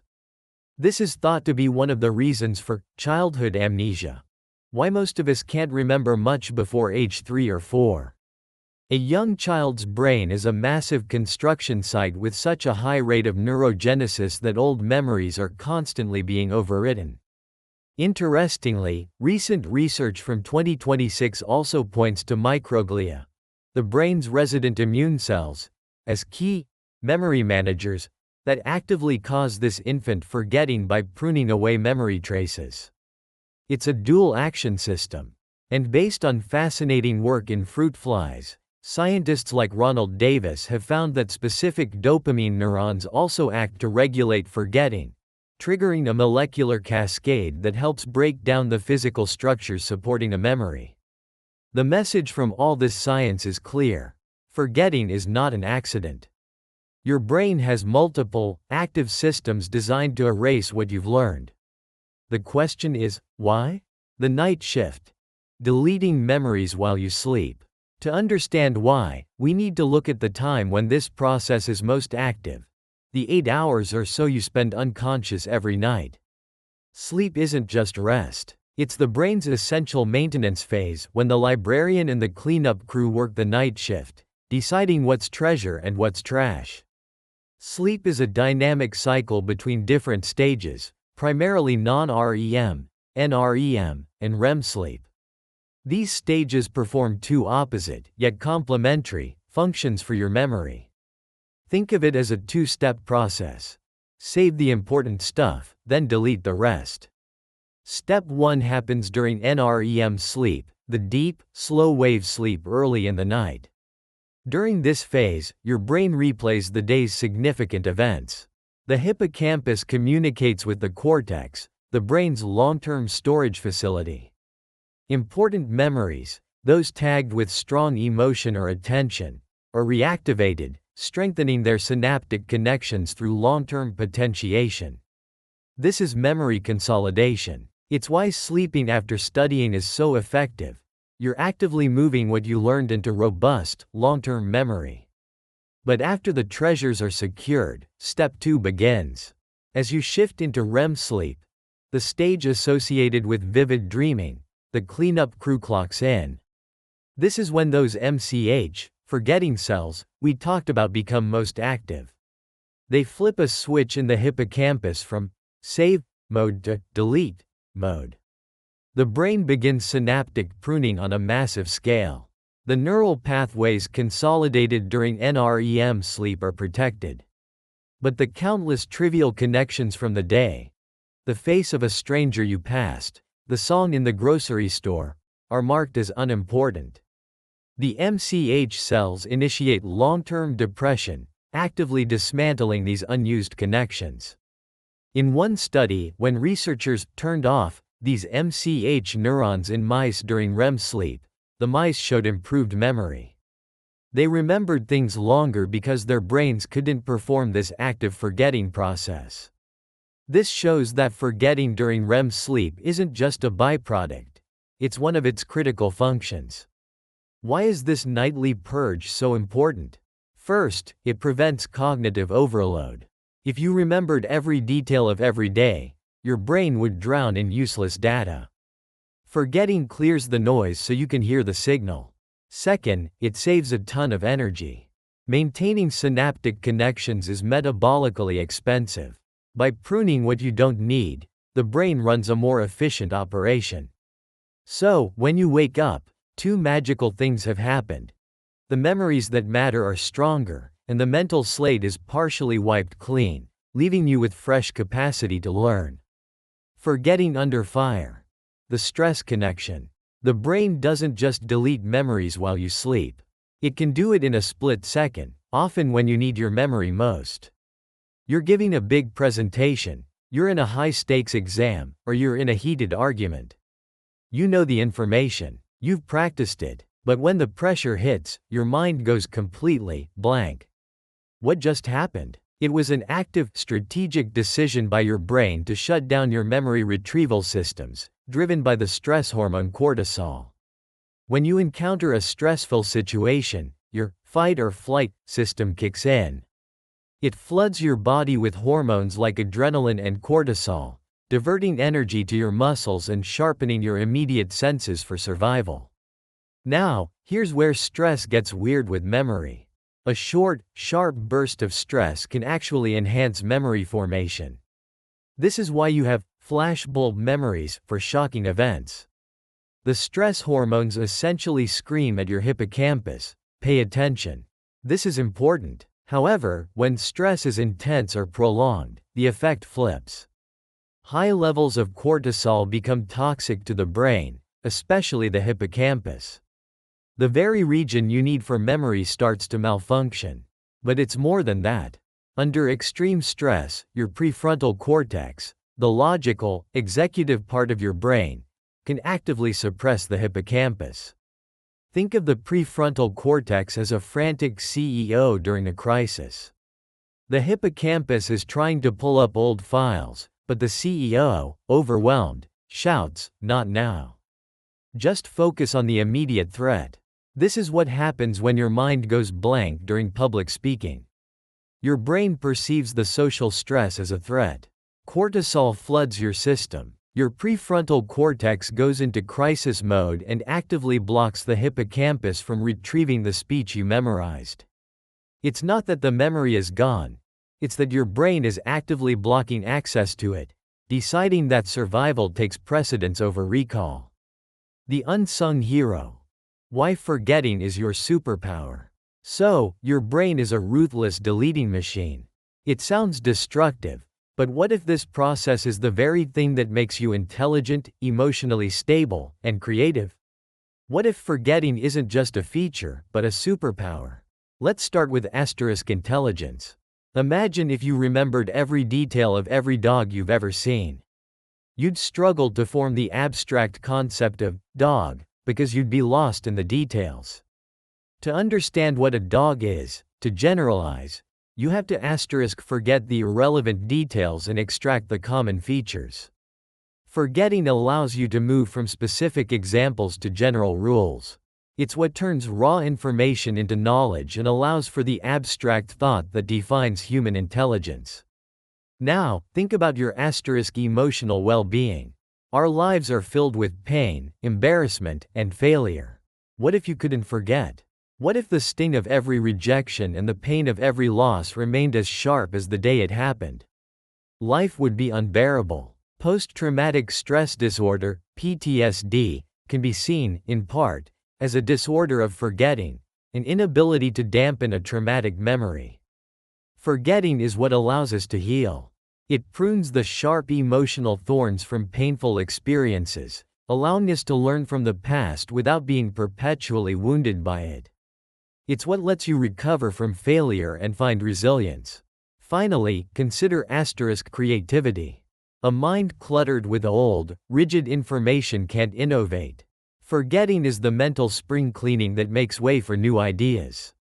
It allows you to break free from old patterns of thinking. By clearing out the cognitive clutter, your brain maintains its plasticity, its ability to change and adapt. A brain that can't forget is stuck in the past. A brain that excels at forgetting is ready for the future. Becoming the curator of your mind.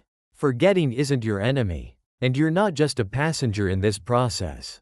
You can become an active participant, telling your brain what's worth keeping from the cleanup crew. If your brain is a gardener, you can tell it which plants are prized flowers and which are weeds. Here are 3 science-backed ways to become the master curator of your own mind. First, command with attention. Attention is the gateway to memory. When you want to remember something, you have to signal its importance from the start. When you meet someone new, don't just passively hear their name. Look at them. Repeat their name. This focused attention is like putting a bright, "Save this" sticker on the information for your hippocampus. Second, reinforce with active recall. A memory you only visit once will be quickly marked for deletion. To strengthen it, you must revisit it, but not just by passively rereading. The most powerful technique is active recall, forcing your brain to retrieve the information without looking. Test yourself. Explain the concept to someone else. This struggle to recall is what triggers long-term potentiation and solidifies the memory against the nightly purge. Third, tag it with emotion. Your brain has a powerful built-in bias for information tied to emotion. This is a survival mechanism. You can leverage this ancient system. When you're learning something, try to connect it to a feeling. Find what's fascinating or personally meaningful about it. The brain's cleanup crew is far less likely to delete a memory that's glowing with emotional significance. Conclusion. For centuries, we've viewed forgetting as a weakness, a frustrating bug in our mental software. But science now tells a more profound story. Forgetting isn't a passive decay or a sign of failure. It is an active, sophisticated, and absolutely essential process. Your brain isn't a faulty hard drive. It's a master gardener, tirelessly working every night to prune the dead branches, clear the weeds, and ensure the memories that truly define you have the space to grow. Forgetting is what allows you to learn, heal, and become wise. So the next time you can't recall a name or a trivial fact, don't be frustrated. Take a moment and appreciate the silent, tireless work happening inside your head. Forgetting is not the loss of who you are. It is the very process of becoming. How to manually turn off your brain. Let's begin with a quiet observation. Take a moment, wherever you are right now, and notice the landscape of your own body. Perhaps you'll find that your jaw is held tight. That your shoulders have slowly, imperceptibly, begun to creep up towards your ears. That your breath has become shallow, a tide that never quite reaches the shore. This is not a failure of discipline, not a sign of being anxious.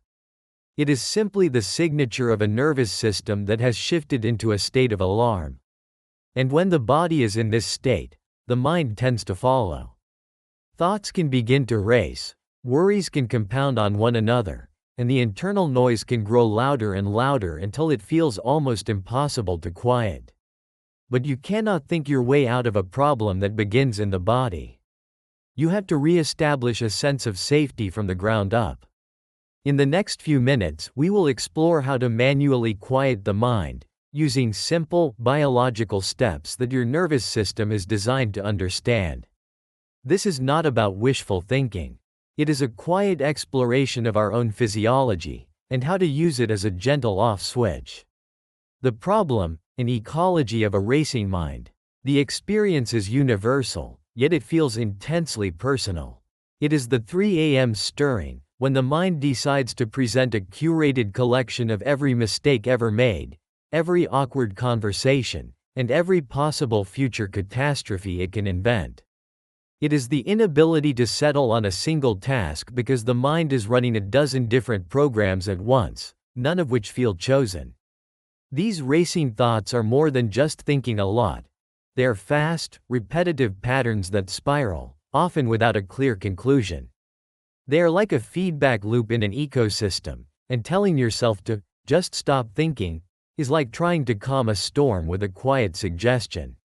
It is often ineffective and a little unkind. This state of mental overdrive is profoundly physical. It begins in the body. The autonomic nervous system, the part of us that quietly manages everything we don't consciously think about, our heartbeat, our digestion, our breathing, has two primary states: a system for mobilization and a system for rest. The mobilizing system is the sympathetic nervous system, our ancient, hardwired, fight or flight response. When the brain perceives a threat, whether a looming deadline, a difficult conversation, or even just a memory of a past failure, it engages this system. Our heart rate increases, our breathing becomes short and shallow, and our muscles tighten, preparing for a danger that, in the modern world, rarely requires a physical escape. When this system remains active for too long, it can lead to a state of sympathetic dominance. The body begins to live in a version of perpetual alert. This isn't just a feeling, it's a measurable physiological state. The body releases hormones like cortisol and adrenaline that keep us on high alert. The problem is, while this system is brilliant for escaping a predator on the savannah, it's not always well suited for navigating the complexities of modern life. We are left with a body that is primed for a sprint, while we are just trying to answer an email. This is where the racing mind finds its fuel. The noise in our head is a symptom, a direct consequence of this underlying physiological alarm. A brain on high alert is a brain that scans for threats. It will loop, ruminate, and catastrophize because, from a biological perspective, it's just trying to keep us safe by anticipating every possible negative outcome. Overthinking isn't just a habit, it's a sign of cognitive dysregulation, where the brain's networks have lost their balance. It's difficult to reason with this state because the parts of our brain responsible for logic and rational thought, primarily the prefrontal cortex, are being temporarily overshadowed by the more primitive, emotional parts of the brain, like the amygdala. This is why we can't always think our way out of it. The system that's supposed to do the thinking is being influenced by a body that believes it's in imminent danger. The exhaustion that follows is immense. Living in this state of high alert drains our resources. It can impair digestion, disrupt sleep, and weaken our immune system over time. We feel on edge because, biologically, we are. Our muscles ache from a tension we don't remember choosing. We have trouble concentrating because our cognitive function is directed elsewhere, and we can feel a profound sense of helplessness. Many of us internalize this, believing it's a personal failure. We think we're not disciplined enough, not positive enough, not trying hard enough. But this is rarely a failure of character. It is a biological mismatch. We are trying to solve a hardware problem with a software solution. And that seldom works. The reframe, the body's quiet language. Here is the most important part of this story. The noise is not the problem. The noise is a symptom of a dysregulated nervous system. The key to quieting the mind isn't to fight the thoughts, it's to change the underlying state of the body. Our body holds the off switch. It's a biological pathway that allows us to manually engage the brake, known as the parasympathetic nervous system. This is where polyvagal theory, developed by Dr. Stephen Porges, gives us an incredible roadmap. It explains how our nervous system is constantly scanning our environment, a process called neuroception, for cues of safety or danger, completely outside of our conscious awareness. When it detects danger, it triggers the fight or flight response. But when it detects safety, it activates a specific branch of the vagus nerve, which is the cornerstone of our rest and digest system. Activating this system is like gently applying the brakes. It slows our heart rate, deepens our breath, improves digestion, and sends a powerful signal to the brain that the threat has passed. Think of the vagus nerve as a quiet superhighway of information between the body and the brain. It wanders from the brainstem down through the neck and into the chest and abdomen, connecting to nearly every major organ along the way. It's a two-way street, but the fascinating part is that a vast majority of the signals on this highway travel from the body up to the brain. This means our body is constantly telling our brain whether it's safe or in danger. And this is our point of influence. We can't simply tell our brain, be calm, but we can intentionally do things with our body that send powerful, all clear, signals up the vagus nerve to the brain. This is why traditional advice like, just think positive, can fail so spectacularly when we're in a stress spiral. It's an attempt to send a message from the top down, from the conscious mind to the body. But the emergency signals coming from the bottom up are far louder and more primal. Our brain will often believe the body's panicked signals over the mind's quiet reassurances. Our thoughts can be mistaken, but our lungs are not. Our posture is not. Our heart rhythm is not. They are broadcasting our true physiological state, all the time. So, the goal is not to win a debate with our own mind. The goal is to change the broadcast. By consciously shifting our breathing, our posture, and even our muscle tone, we can begin to influence this system. We can physically and intentionally activate our parasympathetic nervous system, flip the switch from alarm to safe, and in doing so, quiet the cascade of racing thoughts that were only ever a symptom of that alarm. Psychological and behavioral symptoms are now being reconceptualized not as failures, but as adaptive expressions of our autonomic state.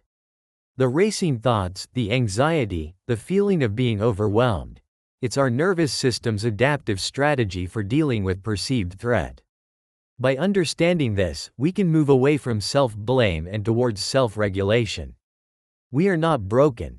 We just haven't been given the user manual for our own nervous system. Today, we'll explore a few pages of that manual. We are going to learn to speak our body's native language, the language of sensation, to tell our brain that it is safe to stand down. The tutorial, a 3-step biological reset. This is not a complicated meditation to be mastered over weeks. It is a direct, physiological intervention you can explore right now, wherever you are. We will walk through 3 steps that use the body to communicate directly with the brain, gently telling it to apply the brakes. Step 1. The first observation and release. Before we can change our state, we have to notice it. The first step is to bring a quiet awareness to the physical armor the body has built in response to stress. Right now, do a quick scan. Are your shoulders pulled up towards your ears? Is your jaw clenched? Is there a subtle tension in your forehead or behind your eyes? Is the back of your tongue pressed against the roof of your mouth? These are all unconscious muscular contractions that are quietly signaling threat to your brain. Our sense of where our body is in space is called proprioception. It's a constant stream of information from sensors in our muscles and joints, feeding into areas of the brain that maintain our sense of self. When we are tense, these signals can be sharp and loud, reinforcing a state of high alert. So, the very first action is to manually unlock this posture. Let your shoulders drop down and away from your ears. Consciously release the tension in your jaw. Let your lower teeth separate from your upper teeth. Relax your forehead. And, importantly, relax the back of your tongue. Let it fall gently away from the roof of your mouth. By intentionally releasing this muscular tension, you're sending one of the first and most immediate signals of safety back to your brain. It's a physical declaration that you are not, in fact, about to be attacked. Gentle movement is one of the best ways to release this stored energy. Now, we can pair this physical release with a mental one. Name the state, but from a distance. You might say to yourself, either out loud or in your head, I am noticing a stress loop, or, the body is in alarm mode. This simple act of naming creates a small space. You are not the storm. You're the one noticing the storm. Mindfulness practices teach us to observe thoughts and sensations without judgment, which can interrupt the spiral and calm the nervous system. By labeling the experience, you shift from being consumed by it to being an observer of it. This small separation is crucial. It stops the fusion between you and the anxiety, giving you a quiet place to work. Step 2. The physiological sigh, an ancient reset. If there is one tool that acts as a non-negotiable, hard reset for the nervous system, this is it. It's called the physiological sigh, and it's a breathing pattern that you and every other mammal already do involuntarily. We do it in our sleep to reset our respiratory rhythm, and we often do it after a period of crying. It's the body's built-in mechanism for offloading stress, and research has shown it to be incredibly effective at rapidly calming the body and mind. Here is how it works. The sigh consists of a double inhale followed by a long, extended exhale. The first inhale is deep, but the second, shorter inhale is critical. Our lungs are made of millions of tiny air sacs called alveoli. When we're stressed, our breathing can become shallow, and many of these little sacs can collapse. This reduces the surface area for oxygen to enter the bloodstream and for carbon dioxide to leave it. That short, sharp second inhale helps pop those collapsed alveoli back open, maximizing the surface area of the lungs. This allows for a much more efficient exchange of gases. But the real magic happens on the long, extended exhale. The speed of our heart is controlled by signals sent down the vagus nerve. When you inhale, your heart rate naturally speeds up a little. When you exhale, your heart rate naturally slows down. A long, slow, extended exhale sends a powerful signal up the vagus nerve to the brain's calming centers, telling them to slow the heart down significantly. This directly activates the parasympathetic brake system. A 2023 study found that just 5 minutes a day of this practice led to greater improvements in mood and a reduction in respiratory rate compared to some other calming techniques. It is arguably the fastest way to consciously take control of our autonomic nervous system. Let's try it together, just a few times. First, a full, deep inhale through your nose. Then, without exhaling, take in one more small sip of air through your nose to fully inflate your lungs. Now, a long, slow, complete exhale through your mouth. Let it all go until your lungs feel empty. Let's do that 2 more times. Deep inhale through the nose, another sharp inhale on top, and a long, slow sigh out through the mouth. 1 more time. Inhale, inhale again, and a long, slow release. Even after just 1 or 2, you may feel a shift. A dissolving of tension, a quieting of the mental chatter. This is not a placebo. This is you directly manipulating your own physiology. You are using your breath to tell your heart to slow down, and your heart is telling your brain that everything is okay. Step 3. Anchor in the senses, a return to the present. Now that the physiological brakes have been applied, the final step is to give the brain something to focus on other than the receding storm of thoughts. A racing mind is almost always caught up in the past, rumination, or the future, worry. The antidote to this time-traveling anxiety is to ground ourselves firmly in the physical reality of the present moment. We can do this by systematically engaging our senses. Start by listening. What are the 3 most distant sounds you can hear right now? Perhaps it's the hum of a refrigerator, traffic outside, or the wind. Just notice them, without judgment. Now, what are the 3 closest sounds you can hear? Perhaps it's the sound of your own breathing, the rustle of your clothes, or a quiet hum in the room. By focusing on sound, you pull your awareness out of the abstract world of thought and into the concrete world of sensation. Next, shift to the sense of touch. What do your feet feel like on the floor? Notice the texture of the ground, the temperature, the pressure. Feel the support of the chair or the ground beneath you. Now, notice the texture of your own clothing against your skin. Feel the air on your hands or face. Is it cool? Is it warm? Just observe. Finally, look around the room and name 3 things you can see. Notice their color, their shape, their texture. Don't just glance at them, really see them. A lamp, a book, a cup. This simple act of observation requires the brain to engage with the immediate environment, leaving less cognitive bandwidth for anxious spiraling. This entire three-step process, observing and unlocking posture, using the physiological sigh, and anchoring in the senses, can be done in under 2 minutes. It is a complete reset sequence. You first send a signal of physical safety by relaxing your body. You then encourage a down-regulation of your nervous system with the sigh. And finally, you redirect your focus to the safety of the present moment. You are not fighting the thoughts. You are removing the physiological fuel they run on. Conclusion. The goal is to reset faster. Let's be clear. The goal is not to never have a racing mind again. In our high-stress, always-on world, that is an unrealistic expectation. Our nervous system is going to be triggered into alarm mode. That is what it's designed to do. The true achievement is not in preventing the storm, but in knowing, with quiet confidence, that you can guide yourself back to calm. The goal is to reset faster. What you now have is not a hope, but a tool.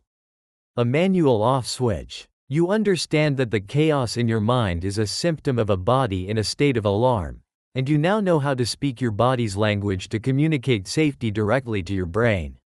You do not have to be a passenger to your own anxiety. You can learn to sit in the driver's seat. The power of this is in its consistency. The more you practice this reset, the more efficient your nervous system becomes at shifting states. It's like building a muscle. You are strengthening the neural pathways of your parasympathetic nervous system, improving your resilience over the long term. So, practice this when you don't need it. Do a few physiological sighs while you're waiting for coffee. Unlock your posture while you're sitting in traffic. Anchor in your senses for a minute between meetings. By doing this, you are training your body to find its way back to center, so that when the stress does hit, the path to calm is well worn and easy to find. We don't win by thinking harder, we win by resetting more quickly. We now have a direct, biological protocol to do just that. Save this video. Bookmark it. The next time you feel that familiar tension building, the next time the noise in your head starts to get loud, you can come back to this exploration. Don't try to think your way out. Use this as your guide. Do the reset with me. And if this kind of calm exploration into our own inner world helps you unwind, consider subscribing to the channel. There's a whole world of practical neuroscience that can help us live with more calm and control, and we can explore it together. Finally, feel free to leave a comment below. Which part of this quiet reset felt the most effective for you? The postural release, the sigh, or the grounding in the senses? Sharing your observation can not only solidify your own learning, but can also help others in this community who are learning to use their own off switch for the very first time. How your brain chemically shuts itself down. There is a quiet transition that happens every night. It's not a decision you make. One moment you are present, aware of the world, perhaps reading a book or watching the end of a film. You are holding on to the last moments of the day. And in the next moment, you are gone. Your brain just goes quiet. There is no deliberate action, no final thought that announces the departure. Awareness simply dissolves. It's one of the most profound and universal of all experiences, yet we rarely pause to consider how quietly strange it is. The conscious self, the you that you know, is gently guided from the center of your own mind each night. This isn't a failure of will. It isn't you giving up. This is the story of the invisible chemical signals that silently turn the master switch on your awareness. Today, we are going on a journey deep into the brain to uncover how it chemically quiets itself, pulling you into the essential state of rest, often without your permission. By the end of this exploration, the simple act of feeling tired will no longer seem so simple. You will see it for what it is. A beautifully orchestrated chemical process, a silent symphony designed to restore and protect your mind. If this kind of calm exploration into the world of science helps you unwind, consider liking the video and subscribing to the channel. And wherever you are right now, whether near an ocean, a forest, a city, or somewhere quiet in between, feel free to share where you're watching or listening from. The feeling is intimately familiar. It is late at night, and an important task needs to be finished. Every part of your being seems to want you to stay focused, to continue just a little longer. You drink a glass of cold water. You stare intently at the page. You are wrestling with an invisible force. But your eyelids feel heavy. Your thoughts, once clear and orderly, now begin to drift and fragment. Your head dips once, then again. You catch yourself, startled. You try to rally, but the pull is irresistible, like a quiet tidal current drawing you out to sea. And then, nothing. You awaken hours later, the effort lost while you were completely unaware. What happened? What is this powerful, invisible process that can so effortlessly overpower our conscious intentions? This is more than just being tired. This is a physiological necessity, a quiet, chemical transition that happens inside your head every 24 hours. The conscious, decision-making part of your brain is merely a passenger. It can protest, it can try to resist, but it does not have final control. The shutdown is coming, whether you agree to it or not. So, if you are not the one turning the switch, what is? The idea that we are not the sole masters of our own consciousness can be unsettling. We live our lives with a sense of intention and choice. We decide what to do, where to go, what to say. We move through the world with the belief that we are piloting our own experience. Yet, every single night, we are met with the undeniable truth of our own biology. Think of the long drive, where the hum of the highway and the blur of passing lights become hypnotic. You might grip the steering wheel, turn up the radio, or roll down the window, letting the cold air try to shock you back to alertness. You are actively trying to stay present. But a certain pressure continues to build, a physical weight behind your eyes. Your brain is not asking for your opinion, it is issuing a quiet command. Or consider the student in a library late at night, surrounded by books. They have a clear goal and a powerful reason to stay awake. The stakes are high, yet as the hours pass, the words on the page may become a meaningless blur. They might read the same sentence 5 times without it leaving an impression. This isn't a lack of discipline. This is a chemical process reaching a tipping point. Their brain is beginning to quiet the very functions they so desperately need. The circuits for learning and memory are being gently taken offline. This involuntary descent into unconsciousness is not a flaw. It's a critical feature. It is a non-negotiable biological process that ensures your survival and health. Your brain seems to know that being awake forever leads to failure. It needs to perform essential maintenance, clear away metabolic byproducts, consolidate memories, and repair its cells. And it cannot do this while the lights are on and your conscious mind is running the show. So, it has evolved a system to take over. It's a system so elegant that it operates in the background, driven by signals your conscious mind cannot always perceive, let alone override indefinitely. To understand how your brain chemically shuts itself down, we have to see sleep not as a passive state, but as an active, automated program. We must meet the 2 processes that guide this nightly transition. The first is a relentless, accumulating pressure. The second is a master clock, ticking with ancient precision. Together, they form what scientists call the *2 process model of sleep regulation *, and they are the architects of your nightly shutdown. For a long time, sleep was one of science's deepest mysteries. We knew it was essential, but how and why it happened remained unclear.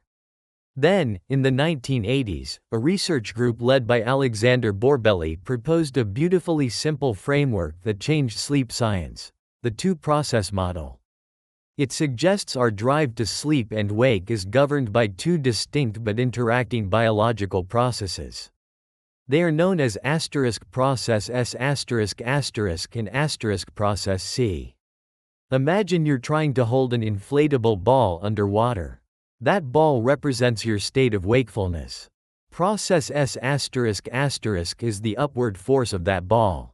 The S stands for sleep-wake homeostasis. Homeostasis is the body's tendency to maintain balance. Here, it means that the longer you are awake, the greater your need for sleep becomes. It's as if the ball becomes more and more buoyant the longer you hold it down. This is the asterisk sleep pressure asterisk we feel building throughout the day. It starts low when you wake up and climbs steadily with every passing hour. Process C asterisk, on the other hand, is the force you are using to hold the ball down.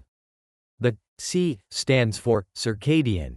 This is your internal biological clock, which runs on a cycle of roughly 24 hours. Process C provides a rhythmic signal that promotes alertness. During the day, this alerting signal is strong, helping you keep that ball of wakefulness submerged so you can function. It works against the rising sleep pressure from process S. Sleep happens when these two processes align. As evening arrives, your circadian alerting signal, process C, begins to fade. The hand pushing the ball down starts to weaken. At the same time, your sleep pressure, process S, has been building for 15 or 16 hours and is now very strong. The ball is more buoyant than ever. The result is inevitable. The powerful upward force of process S overwhelms the weakening downward force of process C. The ball rises to the surface. You fall asleep. This elegant model explains so much about our daily experience. It explains why, even if you're tired in the late afternoon, you can often get a second wind in the early evening. That's your circadian signal still putting up a strong fight. It also explains jet lag. Your sleep pressure, process S, may be very high after a long flight, but if your internal clock, process C, thinks it's the middle of the day, it will keep sending out strong alerting signals, making it difficult to rest. The two processes are out of sync. To understand the chemical shutdown of the brain, we need to look closer at these two processes. What exactly is this sleep pressure? And how does this master clock keep time? The answers lie in specific molecules and neural structures, a chemical story of remarkable precision. Let's start with the source of that quiet, unrelenting pressure, a chemical called adenosine. Every thought you have, every signal that fires in your brain, requires energy. The energy currency for nearly all life on Earth is a molecule called adenosine triphosphate or ATP. Think of ATP as tiny, charged batteries that power everything your cells do. Your brain is the most energy-hungry organ in your body, constantly using ATP to fuel its activity. When a neuron uses an ATP molecule, it breaks a chemical bond to release a burst of power. This process leaves behind a byproduct, a molecule called adenosine. This adenosine is, in a way, the chemical signature of your brain's work. The harder your brain works, the more energy it uses, and the more adenosine builds up in the spaces between your neurons. Throughout the day, from the moment you wake, the concentration of adenosine in your brain begins to rise. It's a direct accounting of how long your brain has been active. This is the physical form of process S. This is sleep pressure. Imagine a kitchen timer that starts the moment you wake up, quietly ticking all day long. Adenosine is the measure of that elapsed time. The longer you are awake, the higher the adenosine levels climb. Scientists have watched this happen in real time, seeing adenosine levels rise steadily during wakefulness and then fall dramatically during sleep. So what does this building pressure actually do? Adenosine is a neuromodulator. It doesn't fire neurons itself, but it influences their activity. It binds to specific receptors on the surface of neurons, and when it does, it has an inhibitory effect. It's like turning down the volume on the brain's activity. It makes neurons less likely to fire, gently slowing down brain function, especially in the areas that keep you feeling awake and alert. As more and more adenosine accumulates, the effects become clear. You begin to feel drowsy. Your reaction time slows. Your thoughts become less focused. This is the chemical basis of feeling tired. Your brain is being gently sedated by its own metabolism. This brings us to one of the most widely used substances on the planet: caffeine. Understanding adenosine allows you to understand exactly how caffeine works. Caffeine's molecular structure is very similar to adenosine.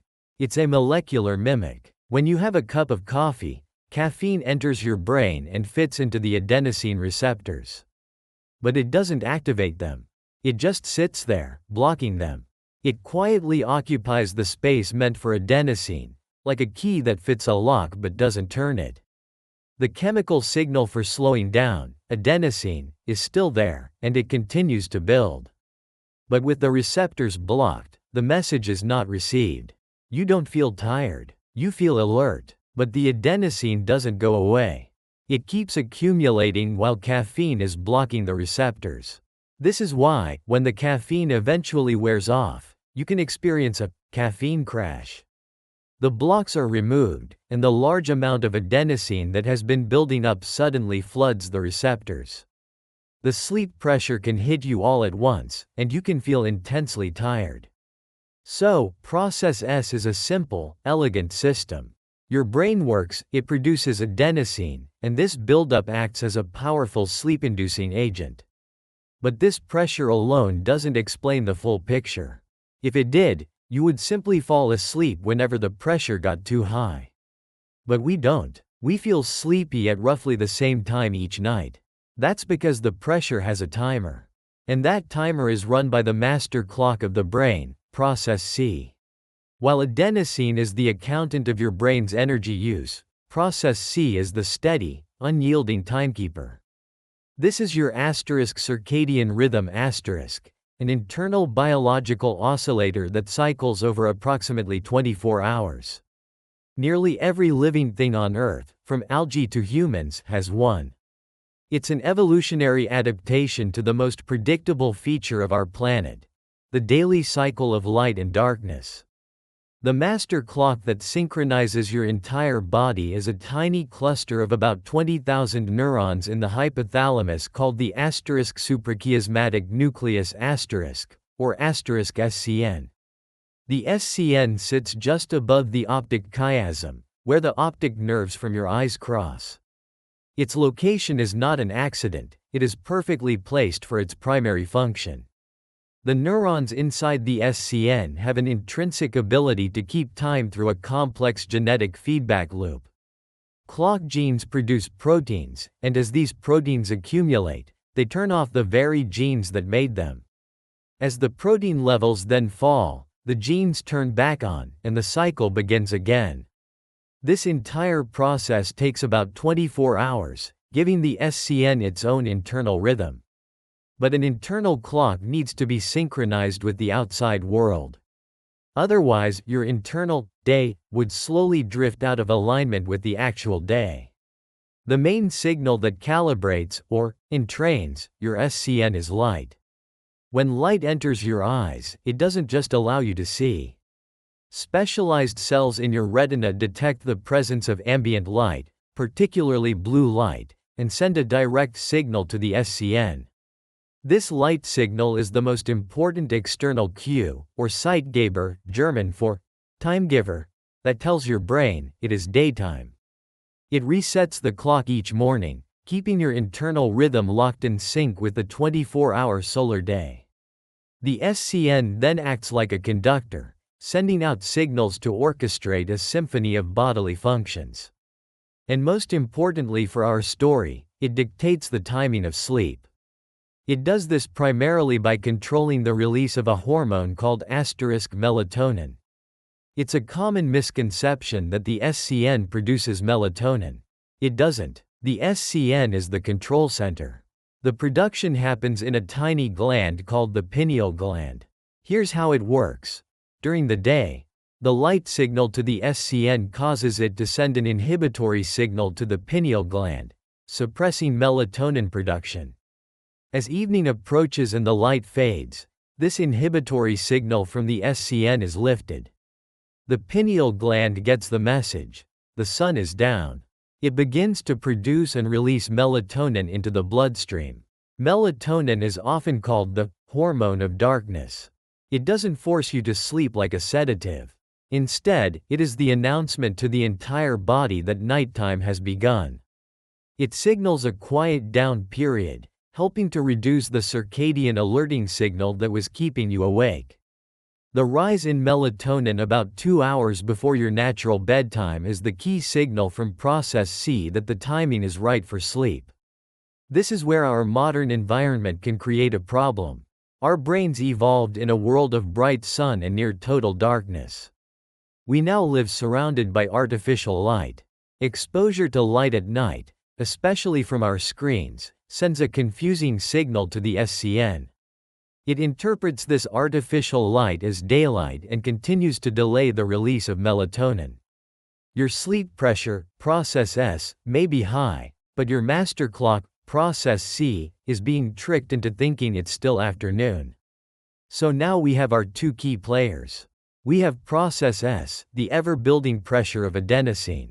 And we have process C, the master clock, which, through melatonin, signals that the time for sleep is now.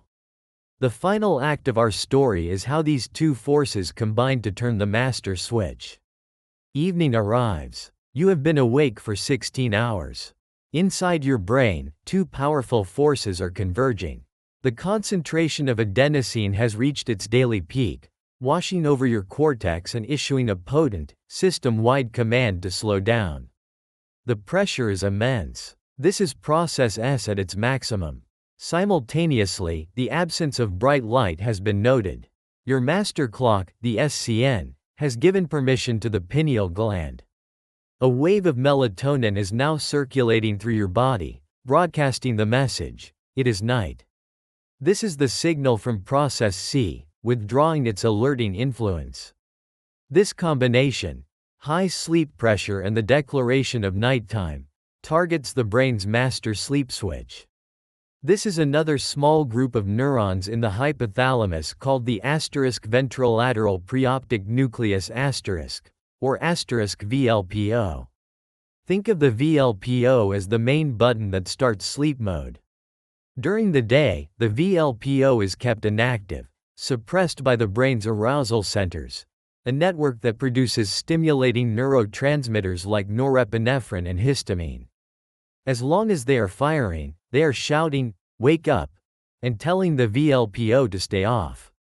But as our two forces converge, the situation reverses. High levels of adenosine and the signals prompted by melatonin activate the sleep-promoting neurons of the VLPO.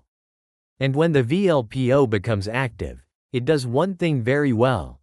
It releases GABA, the brain's primary inhibitory neurotransmitter.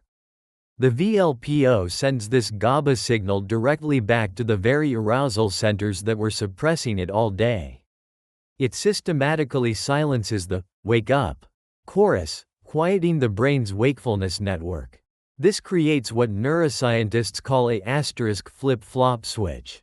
It's a model that helps explain why the transition can feel so rapid. When the wake centers are active, they inhibit the VLPO. When the VLPO becomes active, it inhibits the wake centers. It is difficult for both to be on at the same time. While the reality involves a more gradual cascade through the early stages of sleep, like the light N1 stage, a creative sweet spot where ideas can connect in new ways, the feeling is often one of a sudden threshold being crossed. One moment, the wake centers have the upper hand. The next, the VLPO gains control, and the lights go out. We need to talk about dopamine. For most people, dopamine is associated with pleasure and reward. And while that is one of its major roles, emerging research is revealing a much deeper function. Dopamine appears to be deeply tied to the texture of our inner world. To understand this, we need to visit another area of the brain, the ventral tegmental area or VTA. This is one of the brain's primary dopamine-producing centers. It sends dopamine throughout the brain, and one of its most important targets is a network called the default mode network, DMN*. The default mode network is most active when your mind is at rest, when you're not focused on an external task. It is the source of your daydreams, your self-reflection, and your ability to think about the past or plan for the future. It is the network that generates much of your internal monologue, the quiet stream of thought that forms a large part of your sense of self. And what keeps this network active? Dopamine from the VTA. Think of the VTA as a power source, and dopamine as the electricity that illuminates the default mode network. When dopamine is flowing, the DMN is online, and your inner world is rich and active. This is where it all connects back to sleep. As the VLPO sleep switch turns on and begins to suppress the brain's arousal centers, one of the effects is a dramatic reduction in the activity of the VTA. The dopamine power source dials down its output. The flow of dopamine to the default mode network falls. This is the chemical equivalent of a dimmer switch being turned down on your consciousness. As dopamine levels fall, the default mode network quiets down. The inner chatter fades. Self-reflection dissolves. Your sense of being a distinct self begins to dissipate. This is the neurochemical signature of losing consciousness. The very networks that sustain your awareness are being gently starved of their power source. This insight extends far beyond sleep. Scientists studying general anesthesia have found a similar mechanism at play. Some anesthetic drugs work by suppressing the VTA, which cuts off the dopamine supply, shuts down the DMN, and causes consciousness to vanish. This has also provided a new window into disorders of consciousness, such as comas. In a handful of extraordinary experimental trials, using drugs to boost dopamine has led to remarkable, if sometimes temporary, signs of returning awareness. It suggests that this dopamine system is a fundamental part of how we experience our own minds. While adenosine and melatonin are the stars of the story, they are supported by a full cast of other chemicals. The *GABA* released by the VLPO is the main workhorse of inhibition, calming the entire nervous system and preparing it for the deep, slow-wave activity of sleep. Serotonin*, often known as a mood regulator, also plays a complex role, with shifting release patterns that help smooth the transition into sleep and ensure it remains stable. All of these chemical shifts are reflected in the brain's electrical activity. An awake brain buzzes with complex, high-frequency brainwaves. As the chemical shutdown begins, these give way to the slower, more rhythmic waves of early sleep, before finally transitioning to the large, powerful, and synchronized delta waves of deep sleep. It is the visual hallmark of millions of neurons, no longer chattering independently, but chanting in slow, unified unison, guided by the chemical symphony we have just explored. So, let's return to where we started. That moment where your intention to stay awake is finally overcome, and your brain silently goes quiet. We now know this is not a moment of failure, but a moment of profound biological success. It is the end of an elaborate chemical story that has been unfolding all day. It begins with adenosine*, the humble byproduct of metabolism, quietly counting every second of wakefulness, building a relentless pressure to rest. Then, guided by the ancient rhythm of light and dark, the master clock in your *SCN* gives its permission, allowing for the release of *melatonin*, the herald of the night. This powerful combination activates the *VLPO*, the brain's master sleep switch, which releases a flood of inhibitory *GABA* to silence the networks that keep you tied to the world. And in that quiet, the flow of dopamine* from the VTA fades, dimming the light of the default mode network, and with it, the rich texture of your conscious self. Pressure, timing, a switch, and a dimmer for consciousness. This is the sequence. This is how your brain chemically shuts itself down. The next time you feel that irresistible pull towards sleep, that heavy, warm feeling behind your eyes, perhaps don't fight it. Pause and appreciate it. Recognize it for what it truly is. a quiet, elegant chemical process your brain performs every single night to restore, repair, and protect itself. Understanding this process is the first step toward working with your brain, not against it. It empowers you to respect these ancient signals, and perhaps, to find a lifetime of deeper, more restorative rest. Why your brain secretly hits delete mid-task. Have you ever had a moment where your mind just goes quiet? One moment, you're driving, or talking, or simply walking into a room, and the next, the thought is gone. The last few minutes feel like a soft echo. You were awake, your body was moving, but for a moment, you weren't quite there.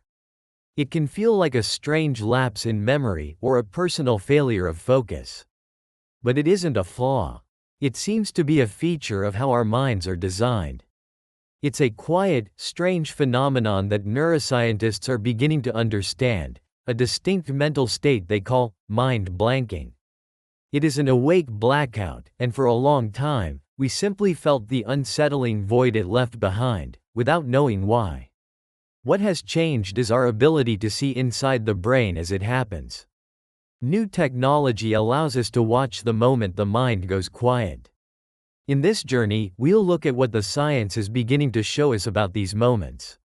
We will explore why the brain does this, what conditions seem to invite these episodes, and perhaps most usefully, we'll look at a gentle way to navigate out of the fog the next time you find yourself lost. This is a calm exploration of the mind's elusive autopilot. Welcome to the channel. If this kind of exploration helps you unwind, consider liking the video and subscribing. And wherever you are right now, whether it's morning or late at night, feel free to share where you're watching or listening from in the comments below. The quiet void. Let's be honest, that feeling is a little unsettling. That sudden, hollow space where a thought used to be. You're in the middle of a sentence, making a point, and then, nothing. The word vanishes, and sometimes the whole idea evaporates with it. It's not simply that you forgot what you were going to say. It feels more like the very process of saying was momentarily unplugged. Or there is the classic experience of highway hypnosis. You've been driving for a while, the road is straight, and the landscape is a repetitive blur. Then you pass a familiar sign and realize with a quiet jolt you have no memory of the last 10 miles. Your body was driving the car, staying in the lane, holding the speed. The car was under control. But who was the pilot? Your mind was a complete blank. You weren't daydreaming about dinner or worrying about work. You were just gone. It's a phenomenon so common it's almost a cliché, and yet, it is quietly profound. This is the core mystery of what scientists call mind blanking. For a long time, it was often grouped together with its more common cousin, mind wandering. But it seems they are fundamentally different things. Mind wandering is when your thoughts drift from the task at hand to something else. You're meant to be reading a book, but you start thinking about a conversation you had earlier. Your mind is still active, just on a different subject. Mind blanking appears to be the absence of a subject altogether. It's described as a mental state without any reportable content. If someone were to ask, "What were you just thinking about?" the honest answer would be, nothing. A quiet void. And what's truly interesting is how much of our inner life is made of these different textures of attention. Some studies suggest that our minds are not on task for a significant portion of our waking hours. This doesn't mean we are mind blanking for a fifth of our day. Rather, it shows that our consciousness is a flowing stream of focus, drifting thoughts, and these much rarer, quieter moments of complete blankness. You're staring at a page, but the words are just shapes. You're listening to someone, but their voice is just sound. This isn't laziness, and it isn't a lack of willpower. It seems to be a biologically driven event, a distinct mental state with its own unique signature in the brain. It happens more often when we're tired, or when we're doing a long, monotonous task. It's also reported more by people with conditions like ADHD or anxiety, where the brain's attention systems are already under a different kind of pressure. But for most of us, it seems to be a normal part of our daily cognitive rhythm. Perhaps it's the brain's way of taking a micro break, a momentary flicker between on and off. The central question has always been, why? What happens inside our 3-pound universe of neurons that allows our thinking self to quietly vanish, while our body continues on? To explore that, we need to go deeper inside the brain, and look at the picture that is beginning to emerge. The science of the vanishing mind. To understand this disappearing act, it helps to appreciate that our mind operates in different modes. There is the part of your brain right behind your forehead, the prefrontal cortex or PFC. This area is responsible for what we call executive functions, focused attention, planning, and making decisions. It is the conscious, deliberate, and very energy-hungry part of your brain. It's the you that you think of as you. Then, there are deeper, more ancient brain structures, like the basal ganglia. This part of the brain is a master of habit and automation. It runs the well-practiced programs, riding a bike, typing, or driving a familiar route. It's incredibly efficient and uses very little energy because it runs on autopilot. Mind blanking may be what happens when the prefrontal cortex quietly steps back, and the autopilot systems take over completely. The lights are on and the machinery is running, but for a moment, no one is consciously directing the work. So, what does the research show us? Using electroencephalography, or EEG, which measures the brain's electrical rhythms, scientists can see this change. When a person is focused, their brain shows faster frequencies of activity. But during moments of attentional lapse, especially when someone is tired, something interesting can happen. The EEG can show the emergence of slow waves, similar to the kind seen in sleep. It's as if a small group of neurons has briefly gone offline. Researchers call this local sleep, a few brain cells, or even a whole network, temporarily checking out while the person is still awake. But EEG tells us when something happens, not so much where. For that, researchers use fMRI, which tracks blood flow to see which brain areas are active. And here, the picture becomes more subtle. In some studies where people were periodically asked what was on their mind, reports of a mind blank were sometimes associated with a widespread pattern of synchronized activity. Normally, when we're awake, different parts of our brain are busy with different jobs. During a mind blank, however, it's as if many different brain regions become coupled together, their activity rising and falling in unison. This state of hyperconnectivity makes it difficult for any single, complex thought to form. The brain isn't off, it's just in a state of idle harmony, a pause mode. Let's put this together. Imagine you're reading a page. Your eyes scan the words, and that information arrives in your visual cortex at the back of your brain.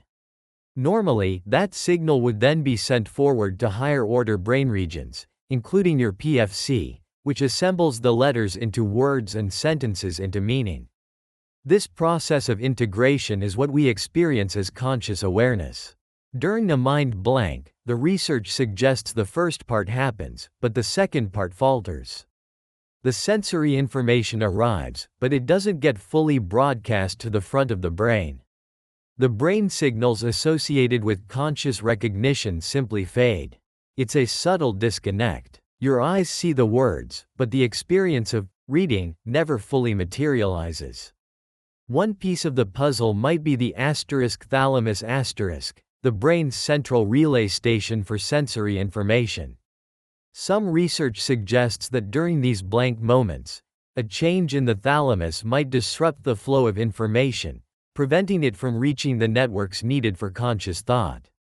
At the same time, another area, the posterior parietal cortex which is important for our sense of self in space, can show a dip in activity.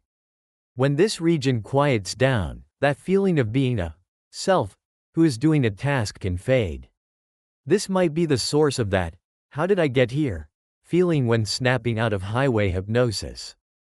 For a moment, your brain lost track of itself. And what about those moments of high pressure, when your mind goes blank in an interview? That seems to be a different version of the same phenomenon. This is where the amygdala*, the brain's ancient survival detector, comes into play.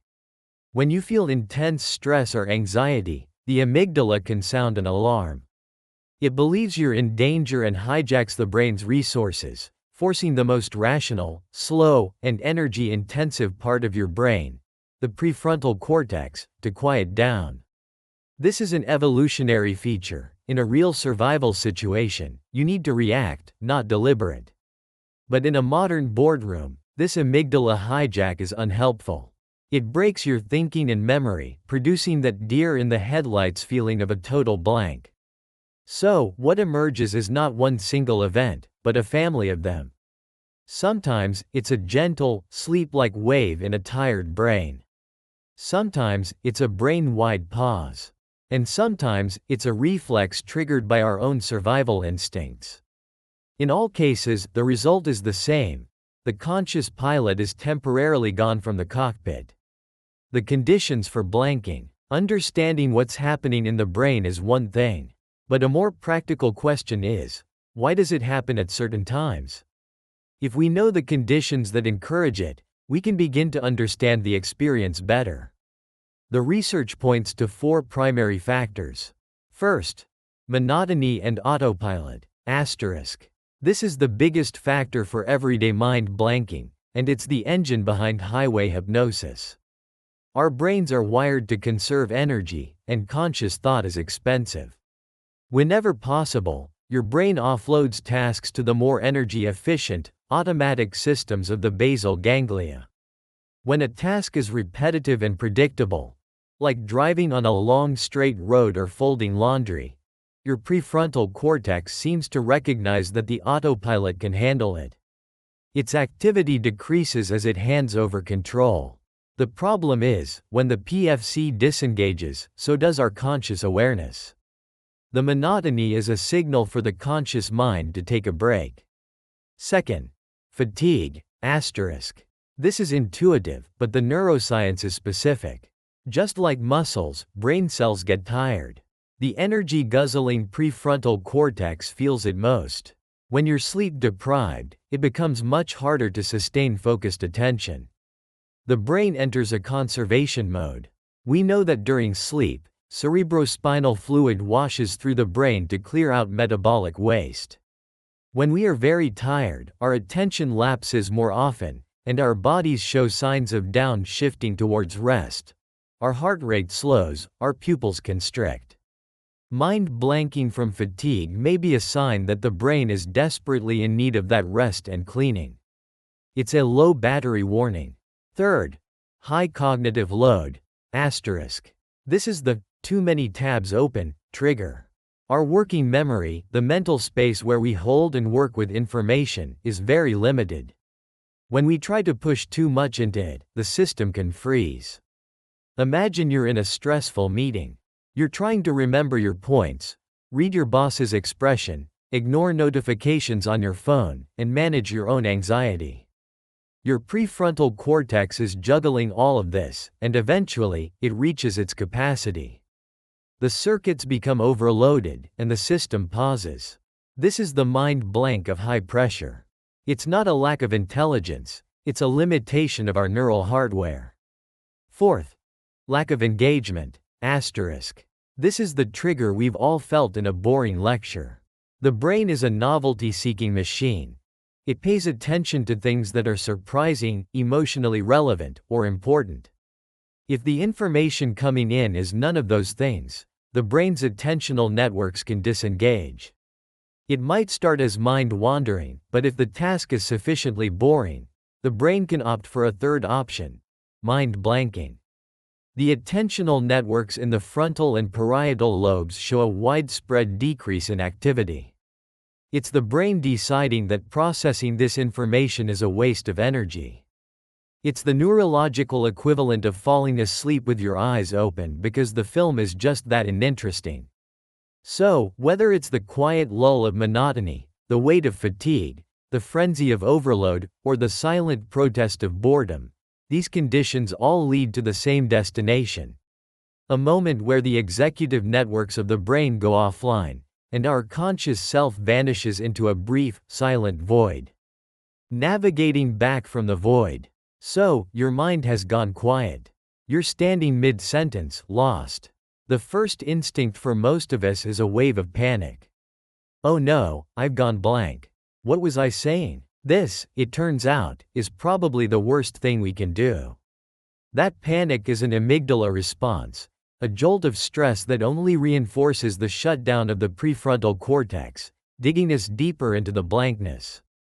The key to navigating out of the void seems to be not to struggle against it, but to gently invite the thinking brain back online. This isn't about brute force, but about finesse. This isn't about preventing mind blanking. It may be a natural brain state. This is about learning how to manage it. Step 1. Acknowledge and pause. Asterisk. The moment you feel that hollow sensation, the first task is simply to notice it.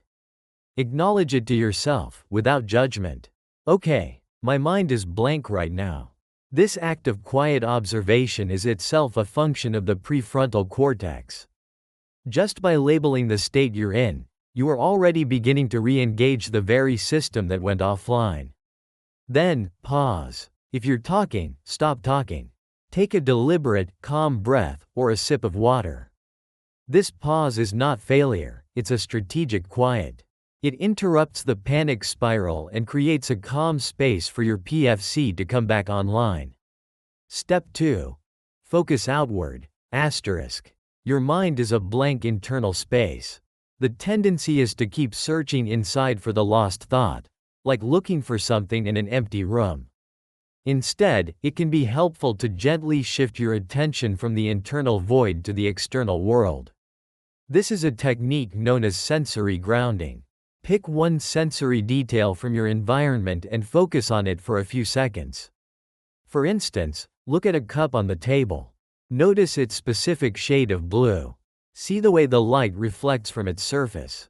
Or, listen for a single sound, the hum of a computer, a distant bird. Or focus on a physical sensation, like the texture of the table under your fingers, or the feeling of your feet on the floor. This works because directing your attention to a concrete detail gives your PFC a simple, low-stakes job to do. It pulls your consciousness away from the internal loop of, I'm blanking, and anchors it back in the present, physical world. It's like throwing a rope to your mind and gently pulling it out of the fog. Step 3. Ask a simple question. Asterisk. Now that you've paused the panic and anchored your brain, it's time to gently restart the engine of thought. The key is to be gentle. You don't want to immediately try to retrieve the complex thought you lost. Instead, you can ask a simple, low-stakes question to reboot the language and memory centers. If you are in a conversation, you could say something like, I'm sorry, I just lost my train of thought. What was the last point you made? Or even more simply, so, just to recap, where were we? This takes the pressure off and invites the other person to help. If you are alone, ask yourself an equally simple question. Not, what was that brilliant idea? But something more like, okay, what was the general topic? Or, what is my goal right now? These simple questions are prompts that get the cognitive machinery turning over again, gently. Once the engine is running smoothly, you may find the original thought either returns, or you can now reconstruct it. So, you might remember this sequence as, pause, anchor, question, asterisk, acknowledge the blank and pause, anchor your mind to an external sensation, and ask a simple question to gently reactivate your thinking brain. It's a calm way to turn a moment of blank panic into a moment of quiet recovery. Conclusion. So, the next time you feel that sudden silence in your mind, you can remember what might be happening. It isn't a flaw, but a feature of your brain's operating system. We've seen that it's an awake blackout, a moment where the brain's autopilot might take the controls. We've looked at the emerging picture from the scans, the possibility of local sleep-like waves in a tired brain, the strange synchrony that can put the mind on pause, and the subtle disconnect between the world coming in and our conscious awareness of it. And most importantly, you now have a user manual of sorts, a way to navigate. You don't need to panic. You can just pause to break the stress cycle. Anchor your attention outward. And ask a simple question to gently restart the engine of your mind. This isn't about defeating your brain, it's about understanding it. It's about learning to be a better pilot of the incredible, and sometimes strange, machinery between our ears. Now, I'm curious to hear from you. We have all been there. What is the strangest or most interesting time your mind went blank? Sharing your story in the comments is a powerful reminder that this is a universal experience that connects us. Understanding our brain isn't about fixing its flaws. It's about learning how it works so we can work with it. And if you'd like to continue these calm explorations into the science of you, please consider subscribing. Why a permanent coma is biologically impossible.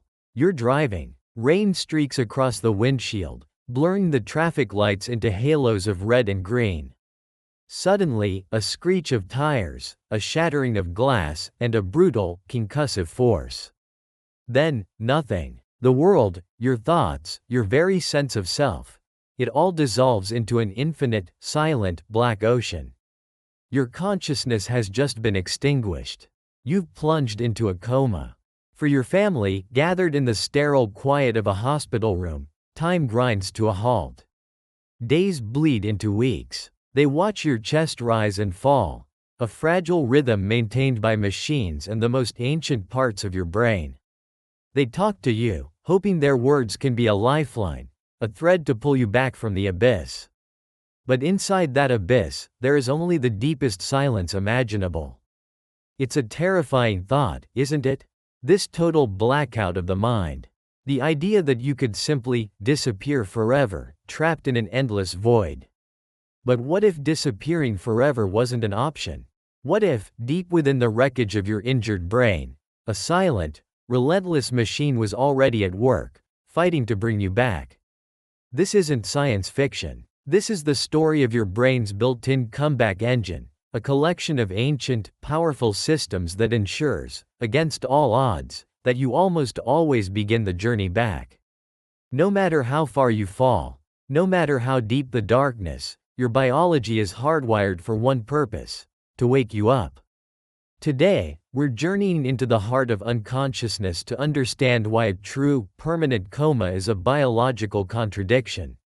We'll uncover the hidden guardians of your mind, the tireless brainstem, the intricate dance of your neural networks, and the master clock that tethers you to the living world.